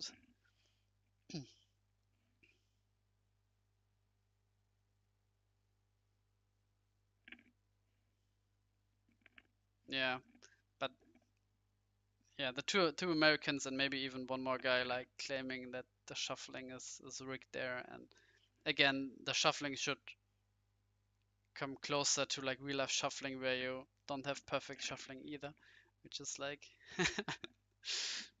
yeah, funny to me.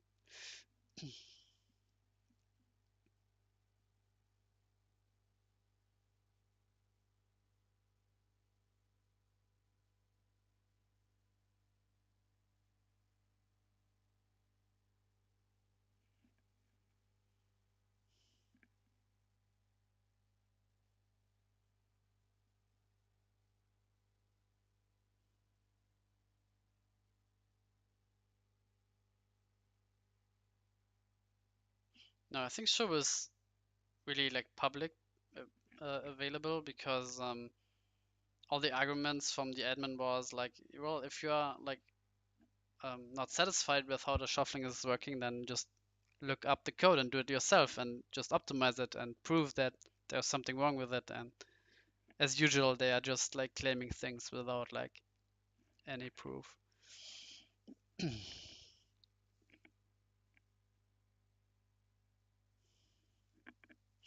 Meanwhile, it's sad to me, but it seems like Garabon is and faked losing this game.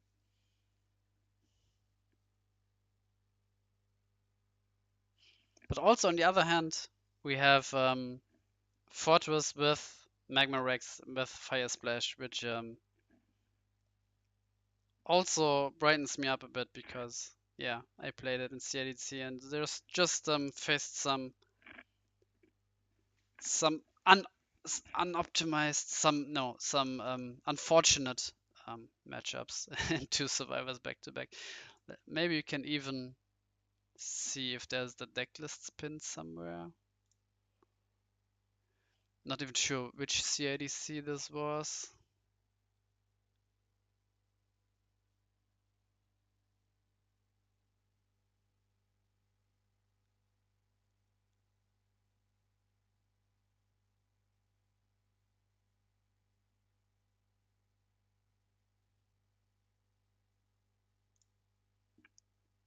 Was it here? Yeah. All right. Yeah, also with the one snare where we also saw Weezing using it. I think he's not playing Holy R. He also played Clamp, which we saw.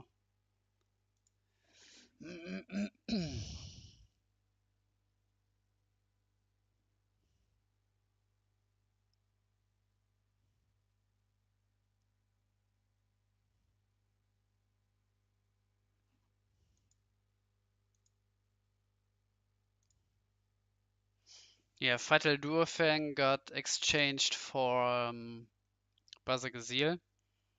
And maybe he's not even on the 4 Magma Rex, maybe he's on 3 Magma Rex, and then there's also one Rebirth. We also saw Stream, we saw Yuka Charger. Yeah, maybe it's like close to my list.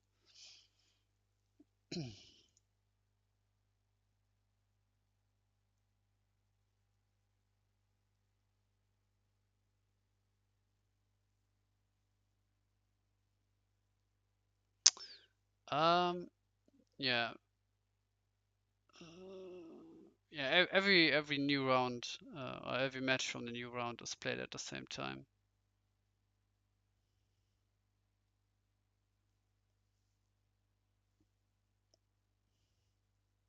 And also like Weezing plays Slash Charger, so he exchanged probably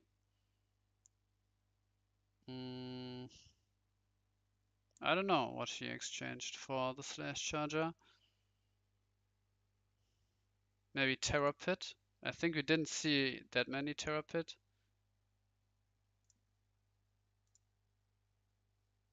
Yeah, maybe like 1 or 2 pits, and he's thinking 4 Magmarex, 4 Surfer is enough, and then he can cut down on like 1 or 2 more pits even. Yeah, this deck was really like anti-aggro with like Holy or triple pit, 4 Surfer, 4 Rex. But yeah, did face 2 survivors. Oh, and Rias even. Yeah, so Holy Hour for Rias then. Yeah.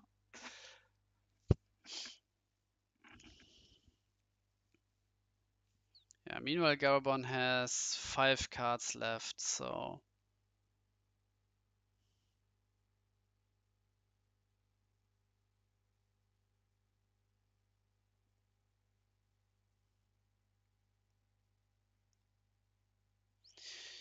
he needs Weezing to brick, but even now something like Blossom Trap isn't a brick, it's just like a redraw. Or a better redraw.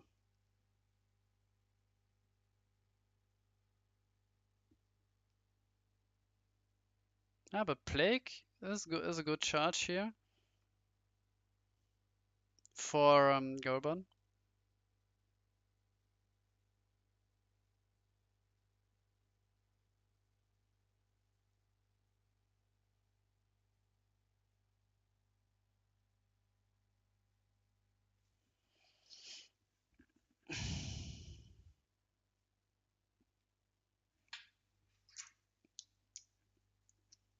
Yeah, but Slash Charger now, this should seal the deal.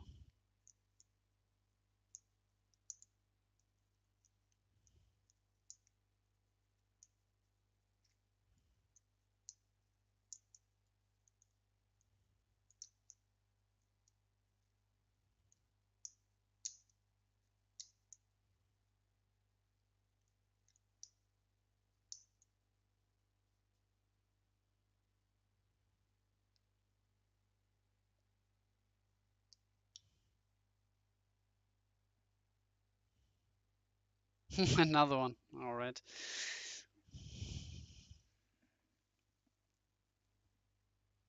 Yeah. GG. When your opponent starts slashing splash zebra fresh, then you know the game is. Oh, even King Riptide. Nice. Love it. All right. So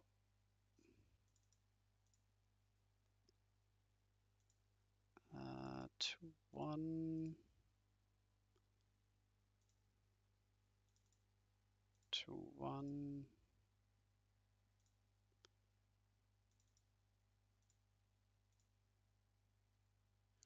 All right, we will definitely watch the final, and then, huh? What happened? All right, we will definitely watch the final, and not sure what we want to watch then. We didn't have like Darksigner on stream, so maybe we should watch Darksigner's match also.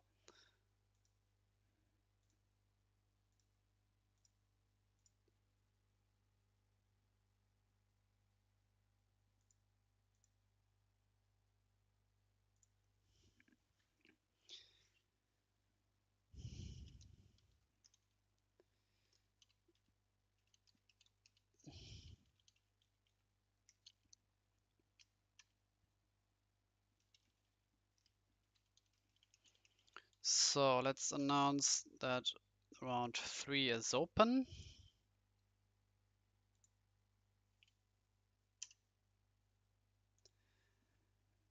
And let's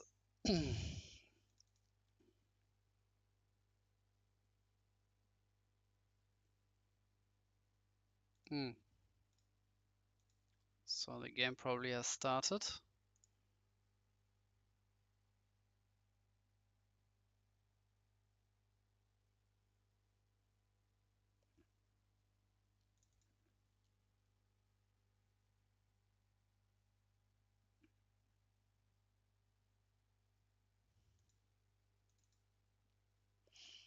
Yeah, so let's see if Magma Rex comes up here against Stefan Rush Mirror, not Mirror, matchup. We already saw it being relevant against Ice Vapor, and let's see it being relevant against Rush.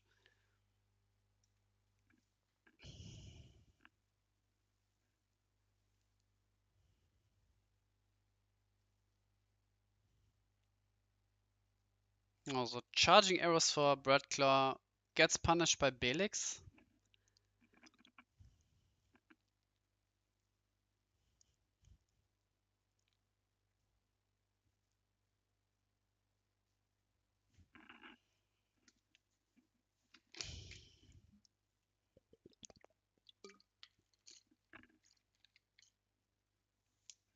But no Belix. Promo artwork here from Bazigazir. Oh, Shroom. Oh, he had another arrows anyway.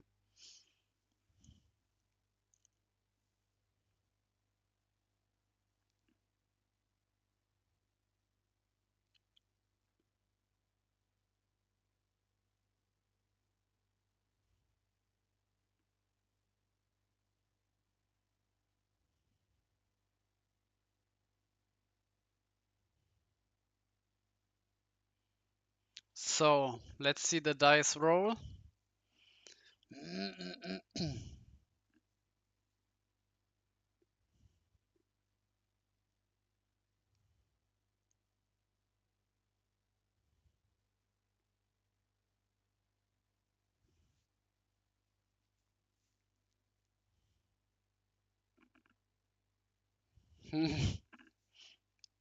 Rather Earth and Rush win than Photos win, but yeah, this Photos ban is with Fire Splash, so I would like the Photos ban to win, and Syrio decided to roll 1, so he doesn't want to win, obviously.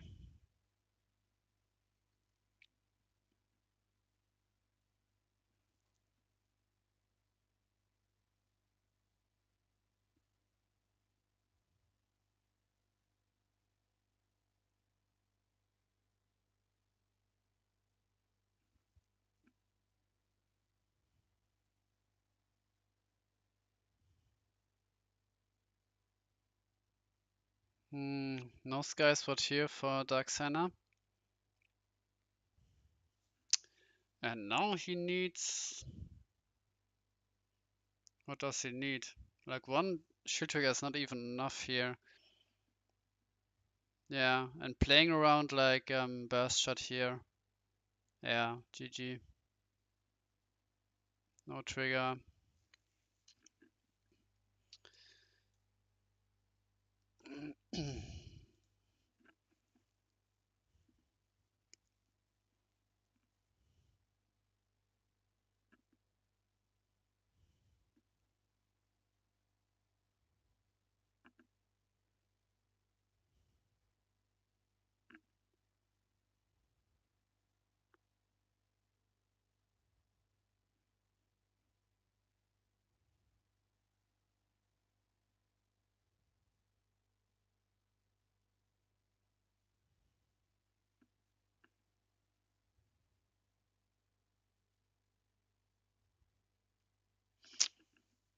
Yeah, no Billix here. Turn 2 for Dark Signer.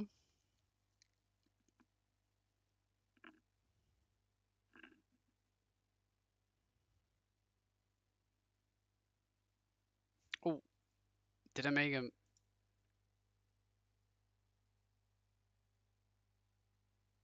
No. Okay. Um. Yeah, Brosum Tribe. There was a Magma Rex. Alright. Um.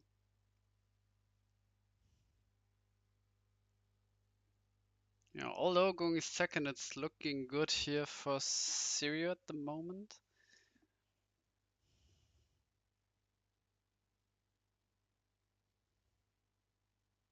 Also Dark Signer with turn 3 Brosum Tribe.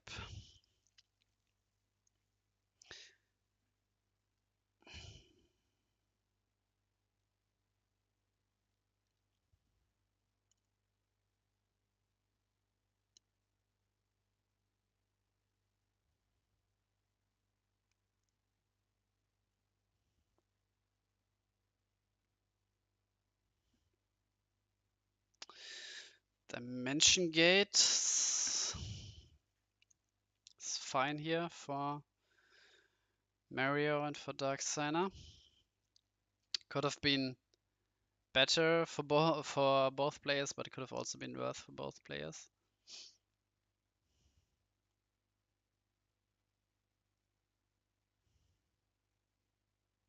So Riku would charge and no other one drop here, I would assume. So he decided to play a thing that doesn't die to Magma Rex and is playing around the Magma Rex. Maybe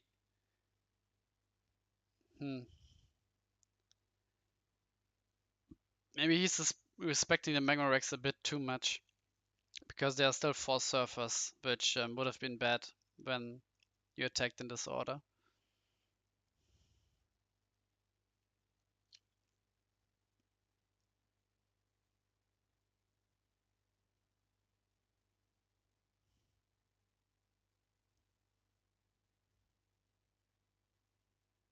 Ooh.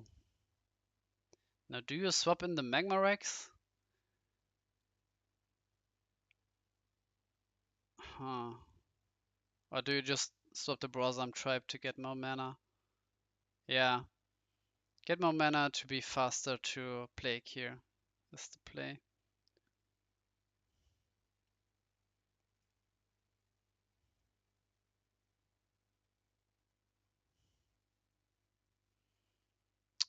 And not looking great for Dark Center here. Can't play Sky Sword. Doesn't have it. Oh, it does have it. Alright. And also Belix here now. Maybe double Belix even? Ooh. Okay. Now, no multicolor. Okay. Oh, nice play. And now he can get back the APOC and play APOC next turn. So this was pretty good here.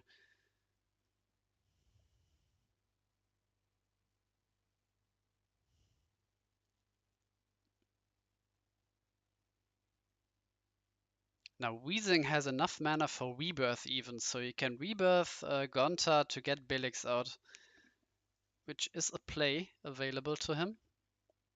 Yes, yeah, Hardcast, Rebirth, yeah. And people are saying, yeah, you don't have the mana consistency, whatever, blah blah, but don't really need the consistency when the opponent is breaking into 3 shields, so you get like you are far ahead in like your traditional mana consistency curve. Oh, what's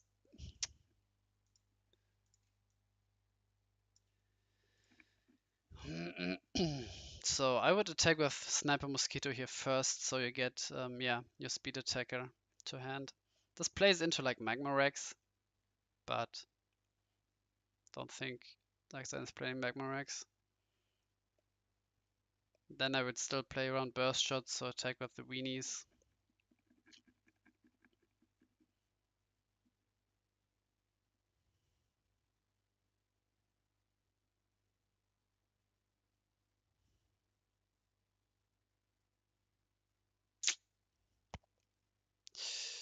GG.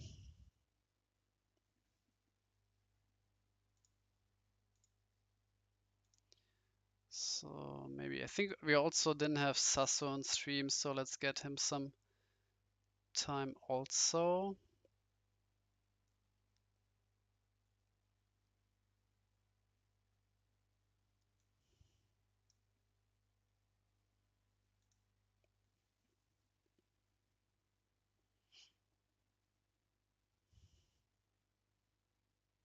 Yeah, and Rebirth Belix stopped the Rikibu attack here.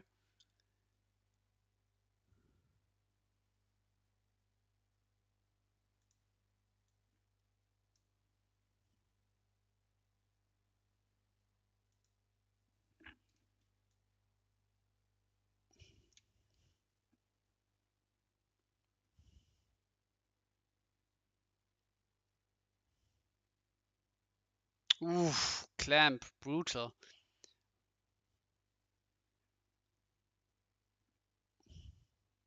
Is this another arrows?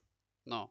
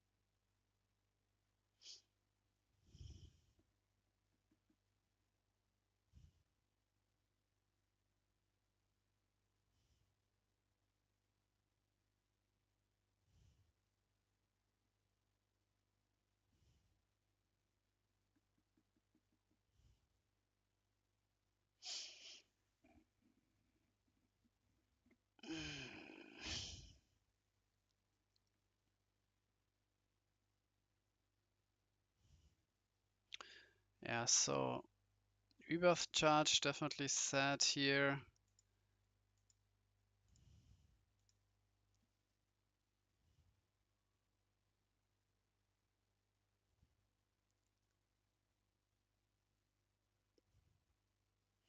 And now Weezing is one plague away from. I mean, not even. I mean, if the opponent is top taking volcanic arrows, common missile, then you are losing. But you definitely need a plague here.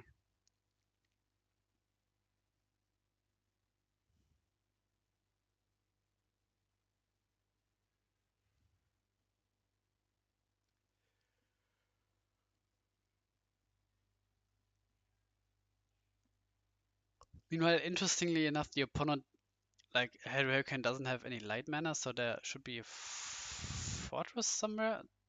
Or what? How did he lose the light mana? Yeah, fortress. Yeah, okay, okay.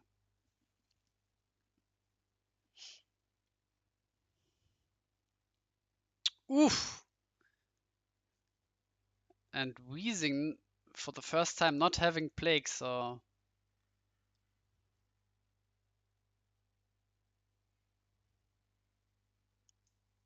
yeah, attacking with Wickabu first, heads up play to play around Magma Rex, and mm, oh, come on. Big oof, big oof. Well, I mean, hmm,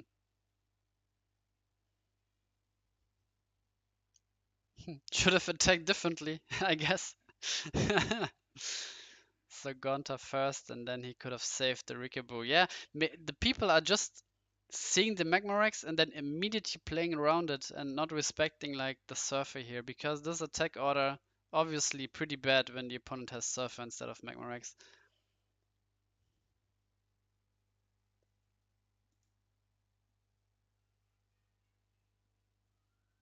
Yeah, and we don't even know if Weezing is on 4 Magmarex. So far it seems that he's only like on 2 or 3 Magmarex.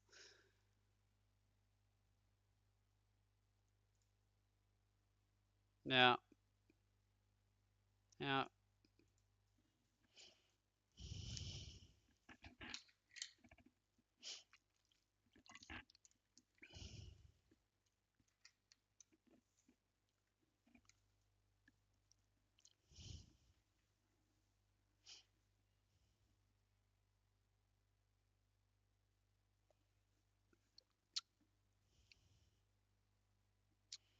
Yeah, I'm not even sure if there's even one pit. I think in all the games we saw Weezing play, there was like, did we saw like any pits? Not even sure. Maybe he's on like 1 or 2 max. As I said earlier, when looking at the list I played, you could easily cut down like 2 pits here because you play like 4 Surfer, 4 Rex. Maybe he's not playing 4 Surfer, maybe he's on 3 Surfer, 3 Magma Rex, and then 2 pits or something like that. Definitely not playing Awe. Um, yeah.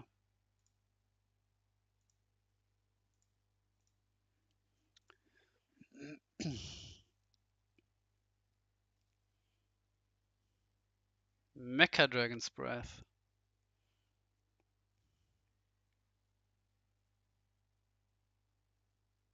Yeah, and with the 40 card Hydro Hurricane list, the longer the game goes, the worse it gets. Especially when your early US doesn't survive.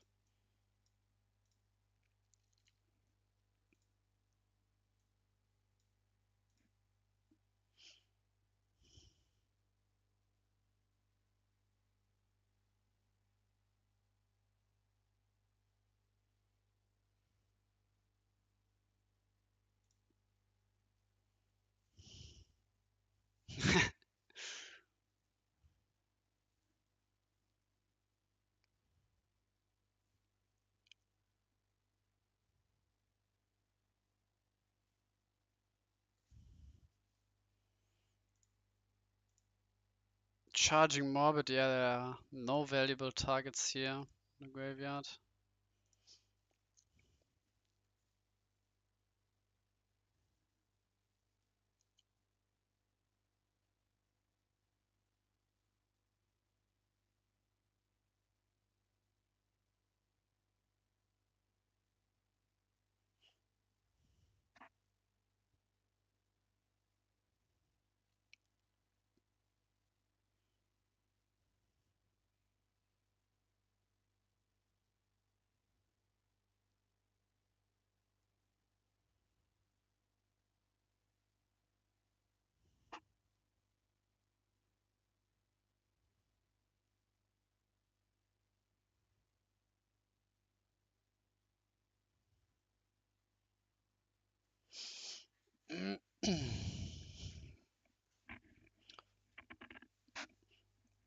Yeah, with F1 Rush you can still make misplays, but your misplays are usually not like costing you the game. I mean,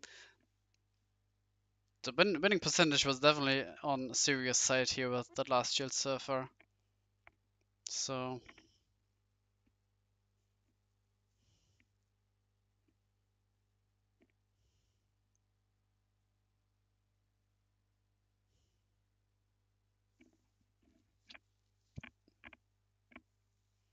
and again on left side we saw Rias just like Bormedius magically summoning a Terra Pit to the top of the opponent's deck.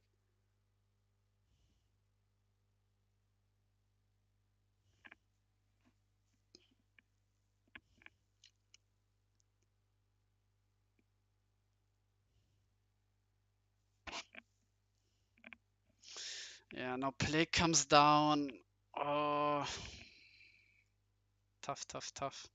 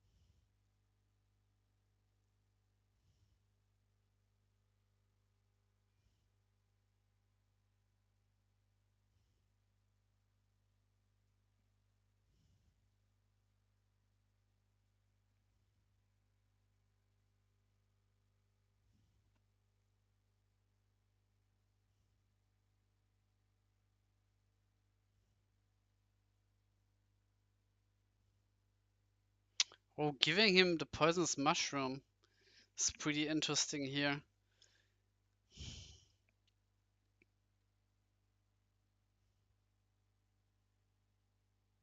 And why are you not playing the poisonous mushroom? Because now another plague and you are at like 0 mana. I don't think Uganda will survive to. I mean, will be on board when the turn gets passed back to you, so you can swing over Belix. So I would rather cash in the additional mana here from. And you have like the 1-drop in hand, which you got by the plague.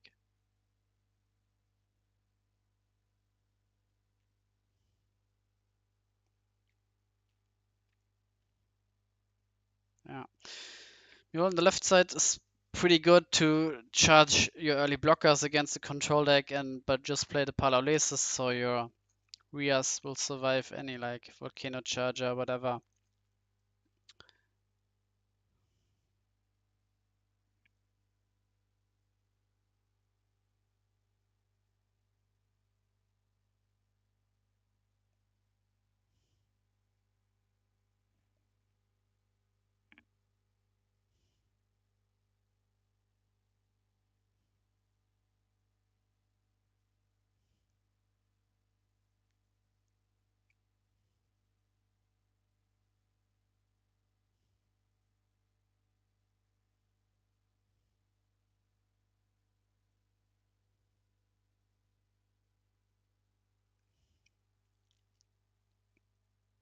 Yeah, Rebirth and Fortress. Let's go.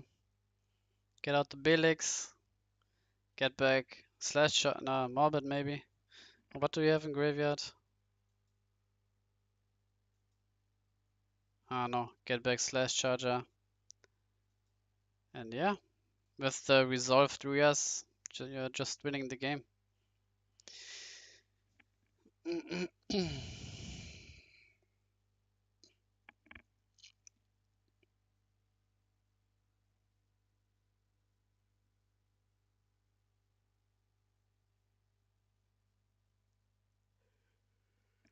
Let's see if Live for Life has Rias.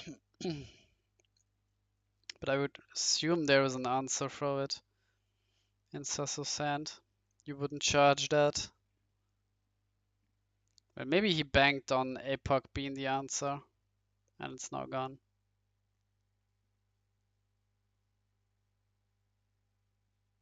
Nope. Rebirth is like super bad here, yeah. Now you get your own rears. I mean, hmm.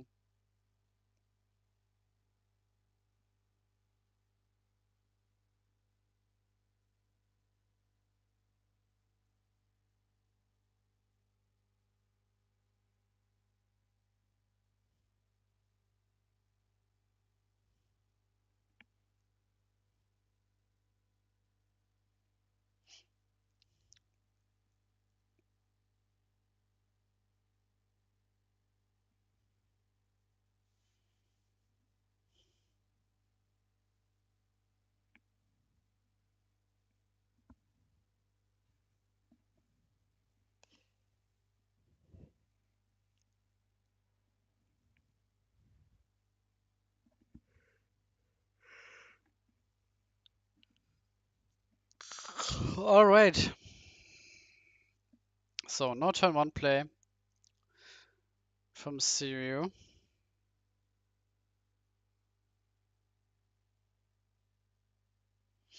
Rebirth charge, pretty good here. I mean, you would have liked Skysword charge so you can play Balix turn 2 without drawback. Meanwhile on left side, looking grim for Live for Life. What the fudge? Oh god. Oh boy. FN Rush starting the game on turn 3. Oi oi oi oi oi. Oi oi oi. Oi oi oi oi oi. You can only hope that Weezing doesn't have like Browsam Tribe slash Charger, just like nothing in the first turns.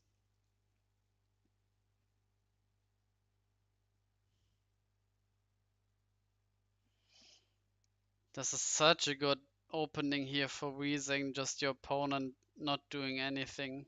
First 2 turns of the game as FN Rush. Ui, ui, ui, ui. Meanwhile, left side feels similar painful.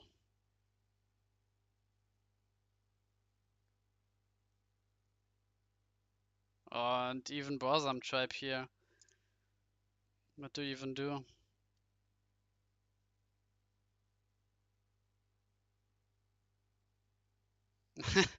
Arrowsome, yeah, I mean.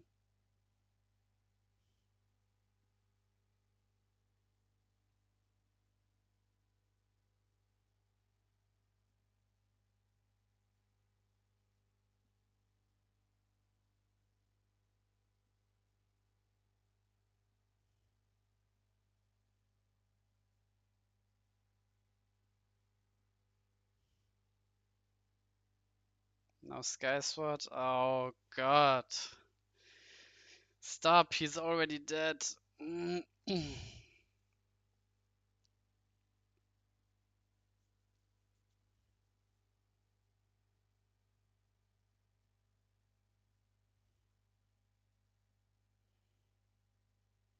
Again, playing around Magmarex here.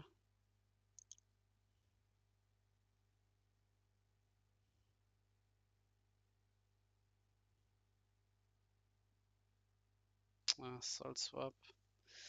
I mean, he had a chance when the opponent didn't have like any shield trigger and no plague, I guess.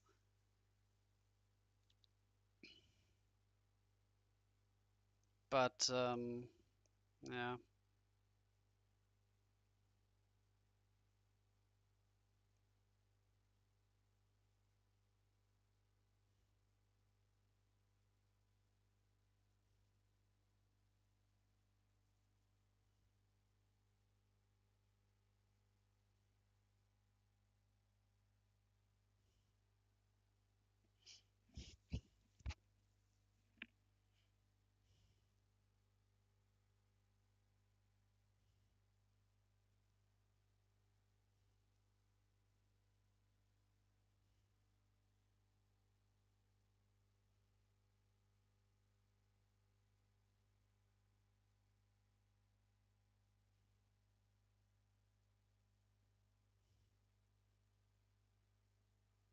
Can I show Plague for win again? No?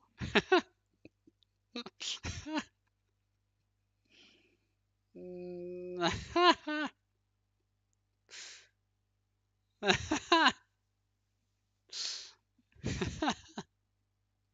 I mean, yeah, you can try.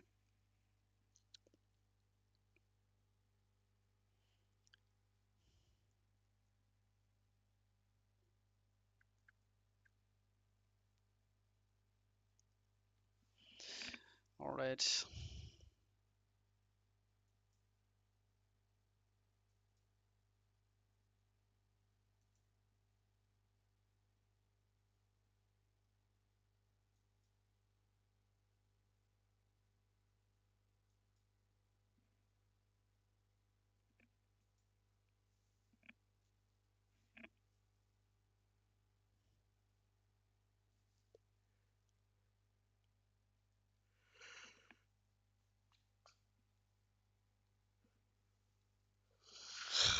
Hmm.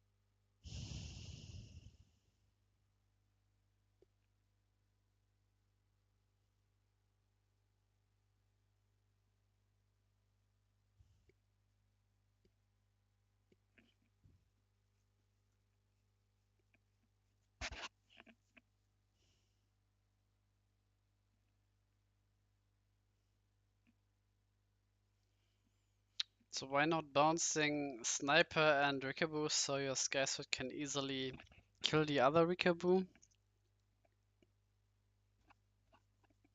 Hmm.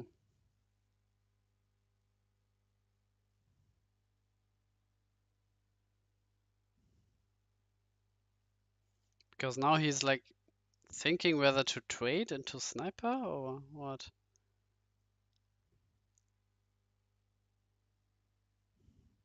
Because if he's not attacking, then I mean, yeah.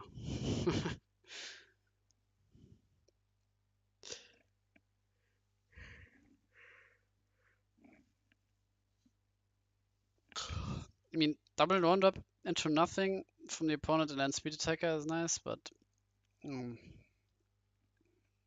can't see that happening.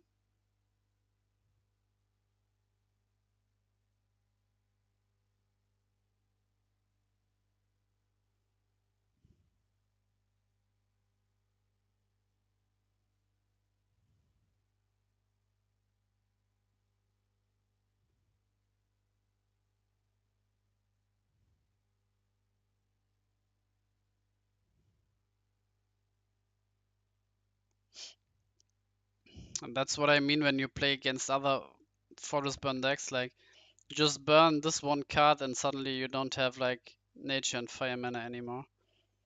Um, then another burn, no water, another burn, no light. And with 5 colors, usually it's a bit more tight even. So one burn can easily um, set you off like 2 colors at the same time. I mean, you just drew here obviously for rebirth, like, but fire doesn't really matter that much.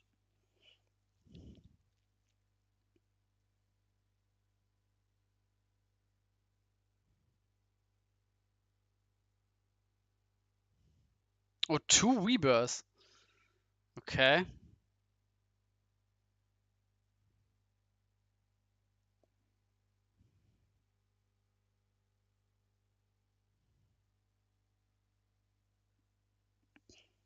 Mm-hmm.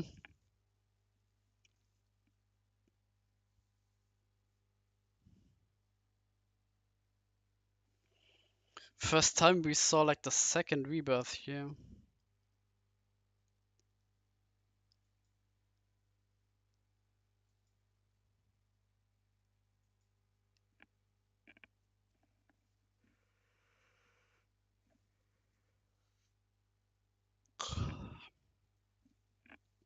And zero charge the command missile.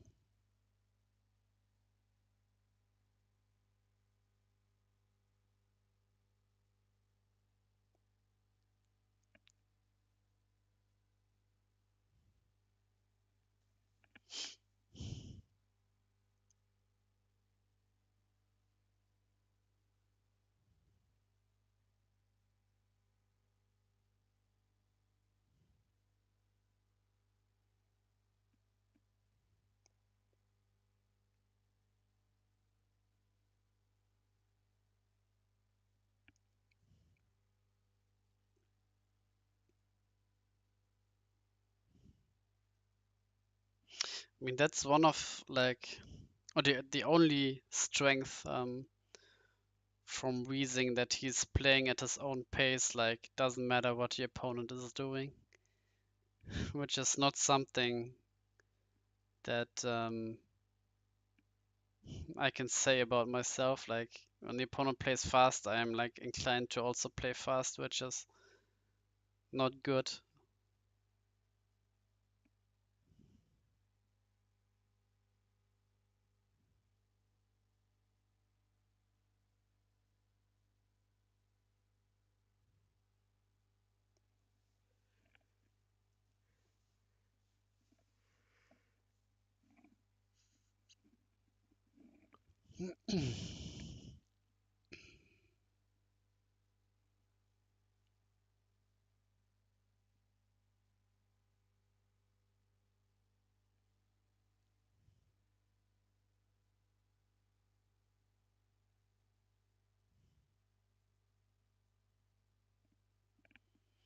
Mushroom pass.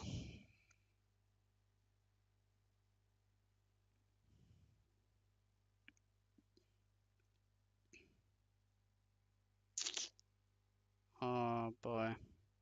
Ah, double Torkan. But yeah, Weezy would have never played into like the double Torkan out, so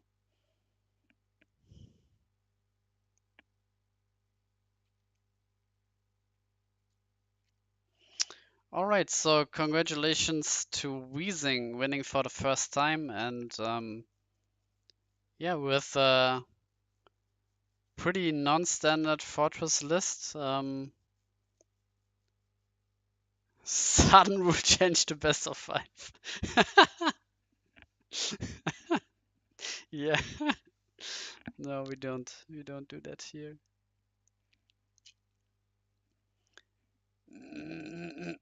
Yeah, so winning IDC for the first time, so always good to see new people joining the ranks of a tournament winner, and also like with a not new deck, maybe semi-new, not sure what I should call it.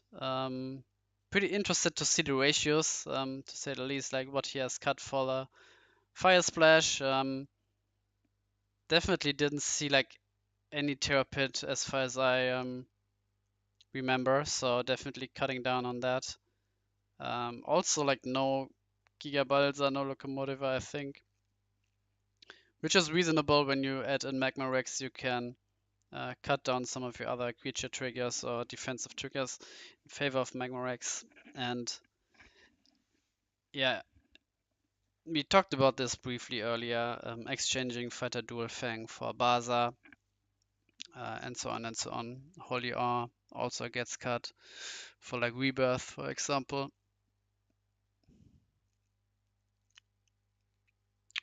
So let's quickly put in the results here.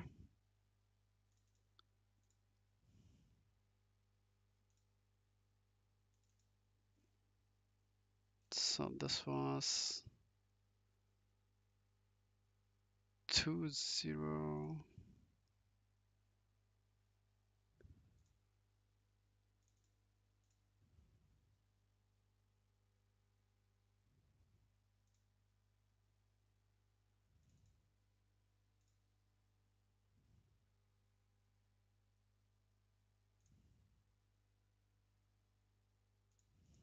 All right, so these are the final results here.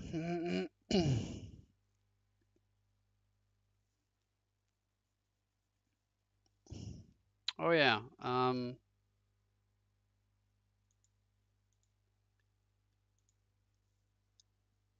Thanks, Claude, for reminding. Let's see.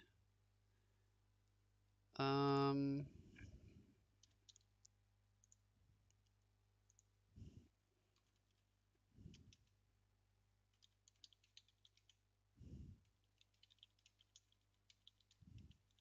yeah, let's see if Weezing is down for an interview here.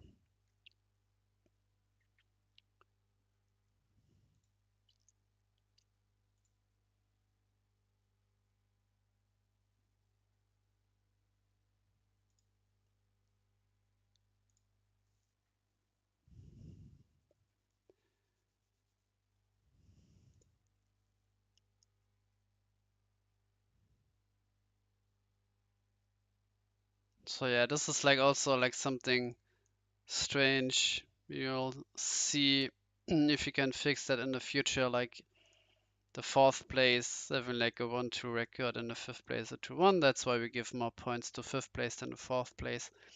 Not sure if Challenge can manage like a top cuts 3-round Swiss tournament. Maybe someone could test that because you have to make sure that um, in the right players are facing the right opponents. Like for example, Weezing, Garabon, Cowell, and Siri winning all the first rounds, then they have to. So Siri has to play Corral in the next round, and not Sirio plays like Garabon or Sirio plays Weezing, so that it doesn't get mixed up. So in Swiss, you also have to, or in Top Cut Swiss, you also have to account um, the seedings from the opponent, and that's I'm not sure if Challenge does that.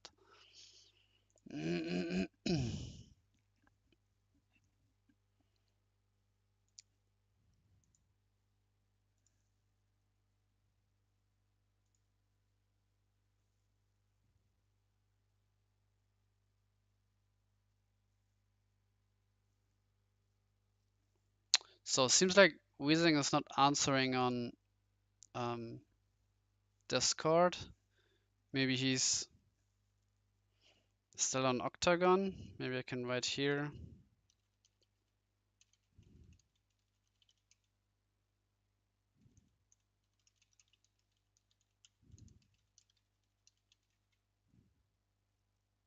Okay. Ah, okay. Now let's see if I can call him. All right, so congratulations, Weezing, for winning your first IDC tournament. Thank you, thank you.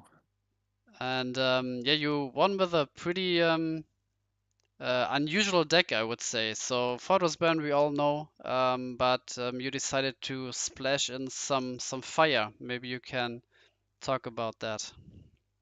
Yeah, actually, I splashed a lot of different things. I don't know if you realized, but I was on 55 cards. Oh no, I So didn't. that's the reason why I was able to put some extras in the deck. Yeah, maybe you want the list right now. Maybe you can share it if you want. I mean, if you're Okay, still let me. on OCTGN, you can also like display your deck on the screen. All right, let me see. Reset game. Load. How do I show it? You can like right click on like the table, and then there's like other options or something like that, and then display deck on table, and then you can do like 5 cards per row or 10 cards per row. Not sure What's the best? Select layout, single layout, Yeah, ladder yeah, layout. single. Yeah, How many cards per row? 10 should be yeah. fine. Let's go. That's it. So no 4 surfers, just 3 and 3 magma wrecks. Together with the sky swap shenanigans, I thought I would be able to win against Fire Nature Rush, but in Swiss rounds I lost all of my Fire Nature Rush games, and obviously in the top 8 I was just a little lucky to hit the triggers. Mm, And yeah, that was yeah, really lucky in the end, in my opinion. But yeah, as you can see, 2 streams, 2 cubes, little yeah, bunch of everything, yeah, 3 rebirths. yeah. Vasagrasil didn't came up so much. Maybe I would cut it for another card. I'm not sure. I was thinking about Apocalypse Wise, since Fortress has a problem with big boards. Mm-hmm. But yeah, in the end it was Vasagrasil. And also, yeah, like Ghastly Drain, Ice Vapor, and Morbid also maybe interesting decisions. I don't know. No, I think Morbid is like pretty standard, but yeah, Ghastly Drain definitely interesting. When going above like 50 cards, there's like usually not enough. I mean, there is enough room, but usually you would want to keep it like around 50. But again, you don't have to be like 50, 55. You can also do something like 52, 53, what else. So I wouldn't have expected like Ghastly Drain to still be in the deck after you even bumped it up to 55. Yeah, true. I see it like a kind of substitute to Energy Stream Mm-hmm. in some cases. And yeah, also with Sky Sword, you can add some shields so you can draw more cards, which is pretty decent Yeah. in the control matchup. Of course, also I think I played 55 cards because I was scared about the LDN matchup. So I Mm-hmm. wanted to make sure I have an advantage there. So with 55 cards, it's gonna be hard to deck out me. Also, I'm playing Slash Charger myself, Yeah. Yeah. so I tried to get that win condition out of the way for LDN. Mm. And yeah, I was hoping for some luck against the Fire Nature Rush Yeah. matchups. Yeah. Also, maybe you saw I went for in the second game of the final, I went for Energy Stream to get the Sky Sword, to play the Sky Sword to get Mm. a last shield Aqua Surfer. So that's like Yeah. Yeah, the the last shield last, Aqua eh, Surfer. Yeah. yeah, it was the only option I had to survive somehow. So that was also pretty lucky. Maybe it was a little bit unlucky I hadn't Plague in hand, but yeah, Yeah. so I was trying to search for answers and got the Sky Sword and also the Shield Trigger Aqua Surfer. Yeah. Maybe. I mean, obviously, that's one like of the disadvantages when going up in card count, that you don't see like your power cards that often. I mean, obviously, Slash Charger is kind of also an additional Browsam tribe, but is on turn 3 at least a worse Browsam tribe there. You definitely want to see the body for the Soul Swap, but when you go up like in card count, you definitely need some cards that do pretty much the same thing as your power cards on curve. So um, yeah, I think your ratios are looking like pretty fine. I think the only thing is like the ghastly drain, which I'm not sure is needed, and also like if you need like 3 rebirths or maybe like 2. But I think the rest is pretty damn good here. I really like the Rias also. When you play so many rebirths, you would definitely want to have more options, and you Rias even won an FN Rush matchup where it drew you like 10 cards unanswered or something like that. So it was Mm. pretty crazy. Yeah, true. Maybe I would cut the Ice Vapor as well. I don't know. It came up decent sometime, Mm, but mostly I would like with Rebirth, I'm going to choose most of the time Rias. Yeah. Yeah. Yeah, it become really a good card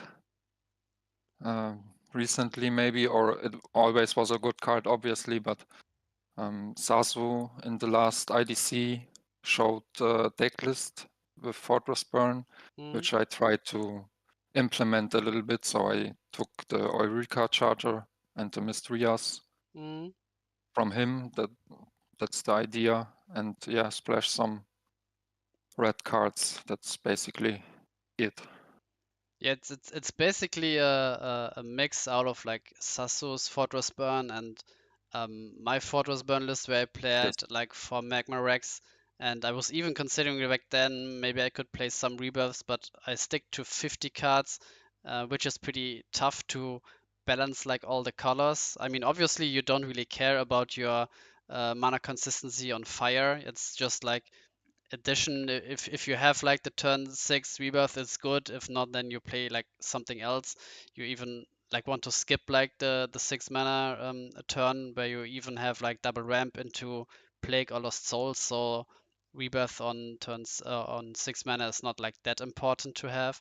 You really need of course your Brosam tribe and maybe also Slash Charger on curve, and Sky Sword obviously on curve, but the rest is like optional. Even like turn to Belix, you can never get to the consistency there. And I think that like differentiates a good player from a really, really good player where you know there's something like mana consistency, you want to be around like 90%, blah, blah, blah, but then you ignore like these basic rules. I think it's like in even in spread around like every game, like there are these rules which are being followed, but then the exceptional players are just deviating from these rules, breaking them to do something better, and that's what we are like seeing here. In my opinion, you opted to get more card quality in your cards by adding like another color, to having some outs to the opponent, like Vapors with Magma Rex, and Yes. also having something like a better trigger than just like a pit against FN Rush. Magma Rex is so good there too. And yeah, it worked out for you perfectly fine, and you topped also like in the previous IDC, or you were always a top 8 player, and now finally you got the win with your own version here. Yeah, that's really interesting. Also, the Rebirth came up pretty well in the last game, where FN Rush goes for shields, and I was able to swap another Bronze Arm tribe to get to the 6 mana. Yeah. Yeah, that was crucial as well, I think. So yeah, there's a lot of options, I think, in the deck. Usually I was playing usual 50 cards Fortress, but yeah, tried to adapt, and with a little bit luck, Yeah. um, it's yeah, nice to show something else works.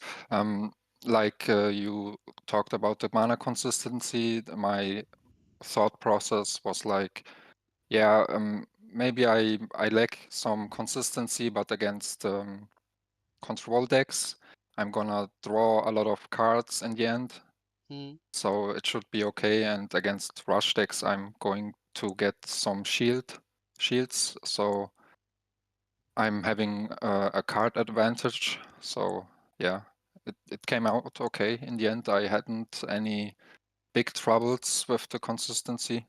mm, yeah. And yeah, with 3 rebirth, I could see like even something like a Giga Balsa, for example, to at least have like one 4-drop somewhere in the deck. And when you go up in card count, there's like it is even less likely that your only target is in your hand or like in your shield or somewhere. And maybe this is something like going forward. But again, you don't want to go up like more in the card count, so you Yes. want to go down. So maybe that's like not an option. Yeah, you have to also consider if you take up your card count, the not only the possibility of good cards, of good card draws is going to decrease, also your shield trigger Yeah, quality is going to decrease. So yeah, it's a very dangerous thing to do. maybe you could cut the Ice Vapor also with a Charmelia. I didn't try Mm. that, but I Mm-hmm. think it's an interesting choice for a 4-mana rebirth target. Mm-hmm. Yeah, I think there's still a lot to do in this meta, and yeah, we will see how it goes on. Yeah. Yeah, definitely. And um, you mentioned the light darkness nature control, which definitely got really popular also in the past. I mean, more recently, a lot of players are back to like the Phobos control, and also this tournament, FN Rush was really popular. But with like the light darkness nature control deck being a force to be reckoned with, like not only Xboom is playing it, also Otto played it, Solomon played it, Siri also played it. So I think it's reasonable to respect the deck, and then having like 5 more cards in the deck, also 4 slash chargers, also 3 rebirths is really, really great against the Light Darkness Nature deck. So usually in the past where the Light Darkness Nature deck was like even favored against Fortress since it had like the Browser type and slash charger and then like 2 or 3 vapors and so on. The Fortress deck couldn't like keep up with that, and now with your version, I think the matchup is in your favor again. Yeah, I think the biggest problem for Fortress Burn is the Ice Vapor, right? So Mm. I try to put every red card which is able to deal with the Ice Vapor. Mm. So that's also a thing why I included Bazagazil, because it's just another out to Vapor. Yeah, that was the final decision in the end. So also Rebirth is a good card against the Vapor, because you can either get your own Vapor. That's why I included Mm. a Vapor myself. Also, it's not that bad against LDN control. And yeah, also Rias and also Fall obviously is a good target for it. Yeah. And I mean the Buzzer Gazelle is a pretty like I would say natural fit because you don't play like Fighter Dual Fang, which you usually see as your 8K answer to maybe some Alzonius. I mean, obviously the deck is not being played like anymore or not that often, but still having like an out to that and also having an out to something like Petrova, which can boost like the opponent whatever Rias, so your rebirth can't kill it and so on, or if the opposing Petrova is on Ice Vapor, then your Magma Rex can't kill it. So I think having the Buzzer Gazelle there perfectly makes sense there. And you're Yeah, ramping yeah, so much with like the 4 slash charger, 4 Sky Sword, 4 Brosam type, the Eureka charger that you get to 8 mana easily, and you want to be around 9 mana even more anyway. So yeah, seems like a good fit. yeah. It didn't came up that much, but I think it's okay.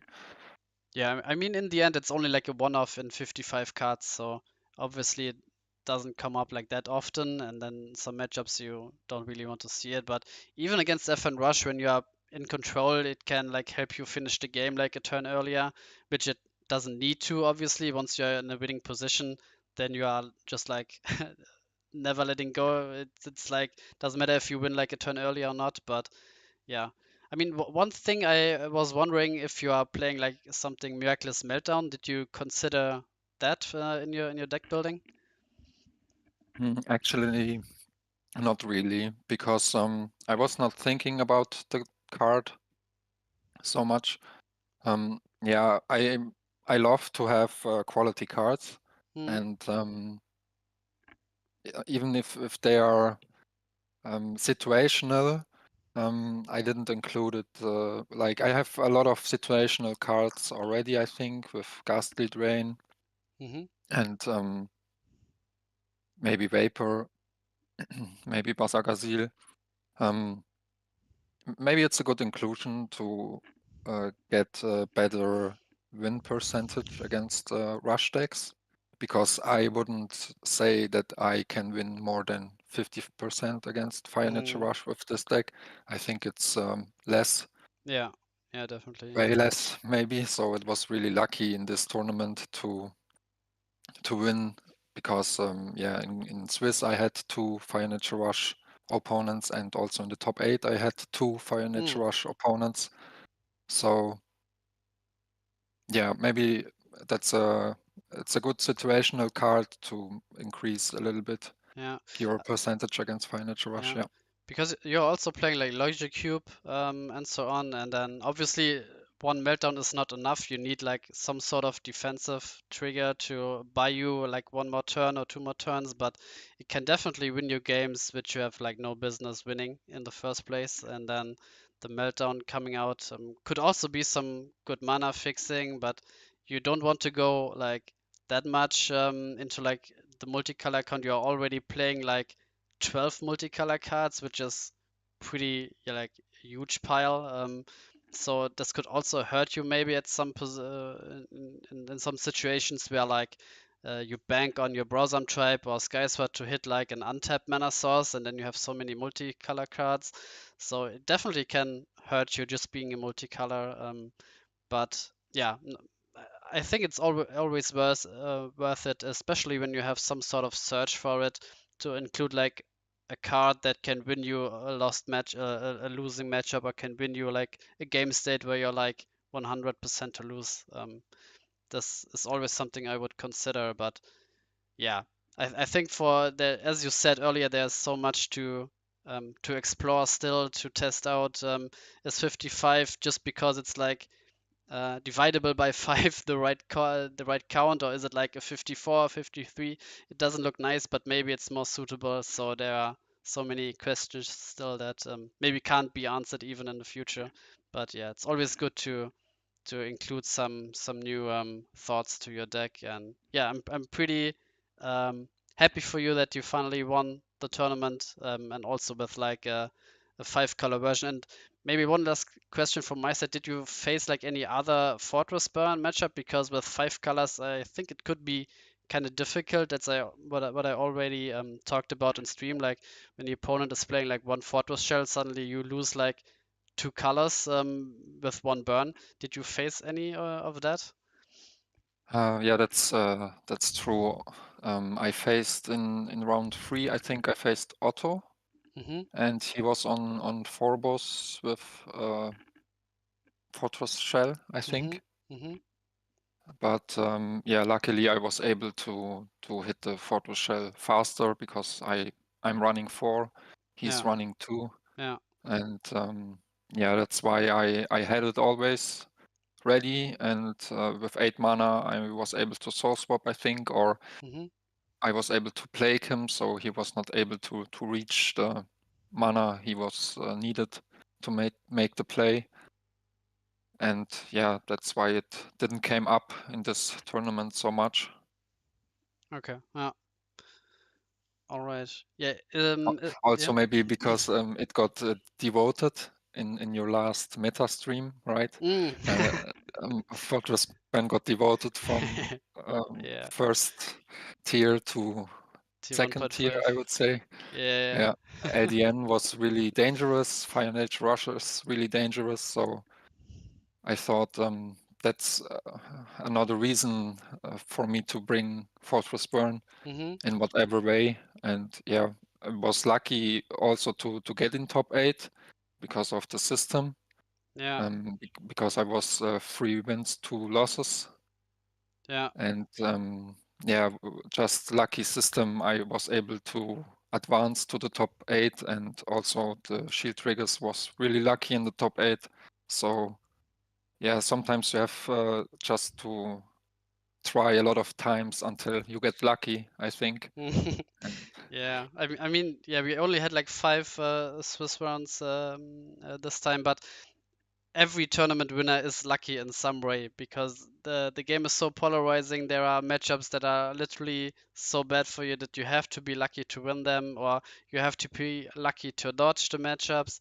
And like every tournament winner is lucky in some way, some more than others, but luck is definitely a factor in like every card game. So you don't have to be like yeah, it was only luck. Obviously it was the deck building part is a skill, and also the playing is a skill. And yeah, well, one of yeah, it's true. yeah. But yeah, the Magmarix came right in the Yeah. best moment Yeah. where it got destroyed. Ice Vapor, and also the Aqua Surfer last shield saved me Yeah. from going to game 3. Yeah. So also, if you saw like Siryu was my opponent in the final, and in the game 2, he wasn't able to play any creature Yeah. until turn 3. Yeah. So that's also really unusual thing to happen. Yeah. But yeah, in the end, it all came together, and yeah, I'm happy that I was able to show Fortress is still very strong if you adjust to the current meta, Yeah. which I think right now is deck out is a really good win condition. And Mhm. the biggest problem I have with Fortress Burn is the Vapor. So I try to include as much counters to Vapor. Yeah. And yeah, that was the decision I made, and lucky. And of course, some skill is always involved, I guess, but a lot of luck was it Mm. this time. Mm.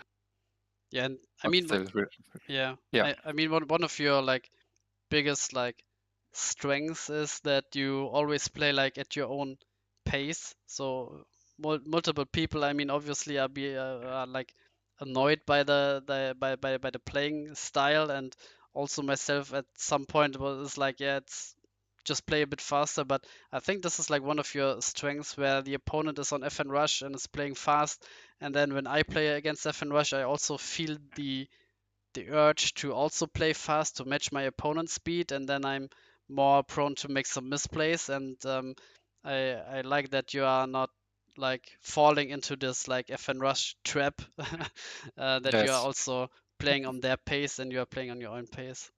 yeah. That's basically my father is good at chess, and also Mm, he's good at teaching chess.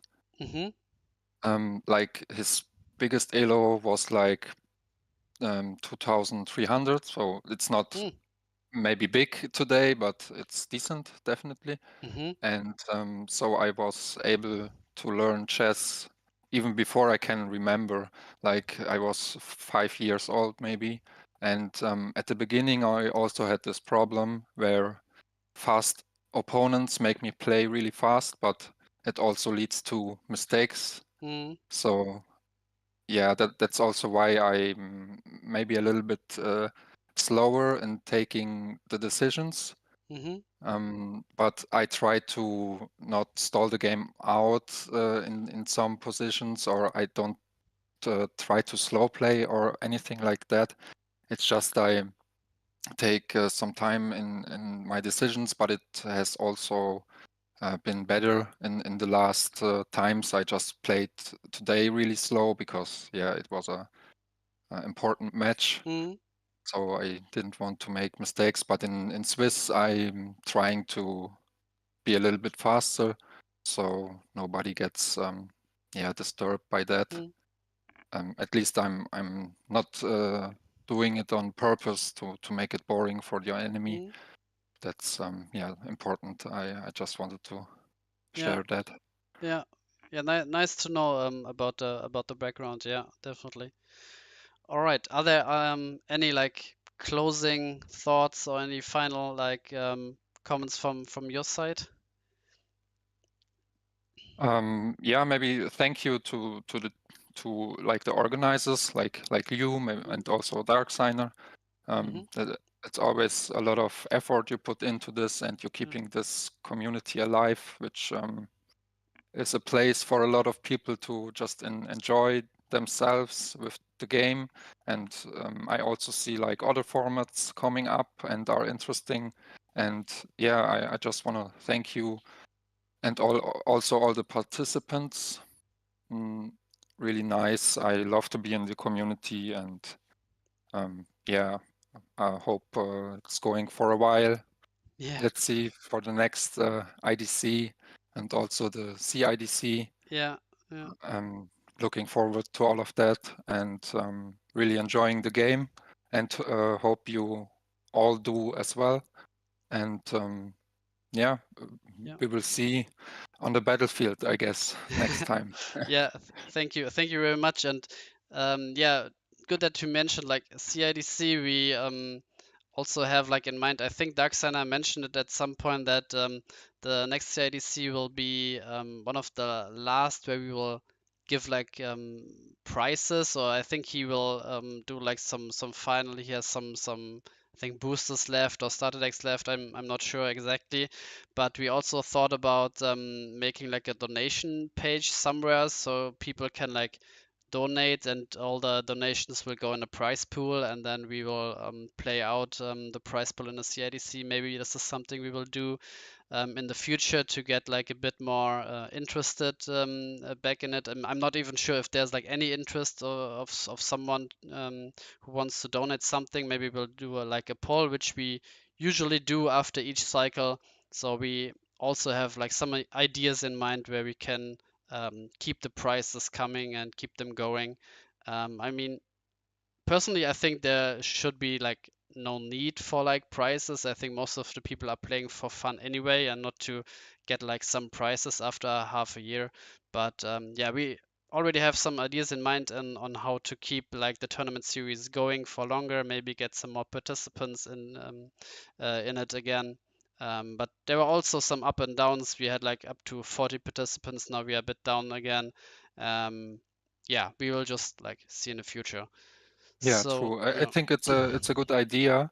I also think that if you have like a prize pool, I think a lot of players would actually like gift some cards maybe. Mm-hmm. That's also possibility because yeah, you know that you're giving cards away to someone who really enjoys playing the cards, so he's going to take them carefully and with love. So I think that's a good idea. Keep it on, guys. That's what I have to say in the end. Yeah, Thank yeah, you for your work.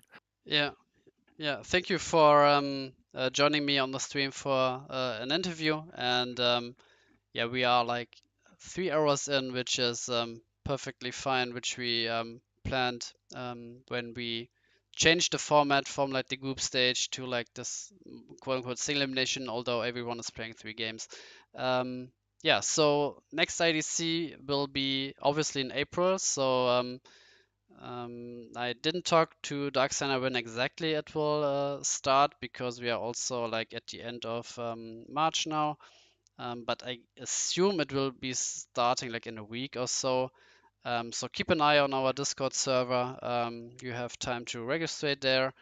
And yeah, we will see you as always like on the last Sunday of each month for the next top 8 from our International Duel Masters Cup tournaments. And feel free to join our Discord server. And yeah, as you said, see you in the battle zone. Bye bye. Thank you so much. Bye bye.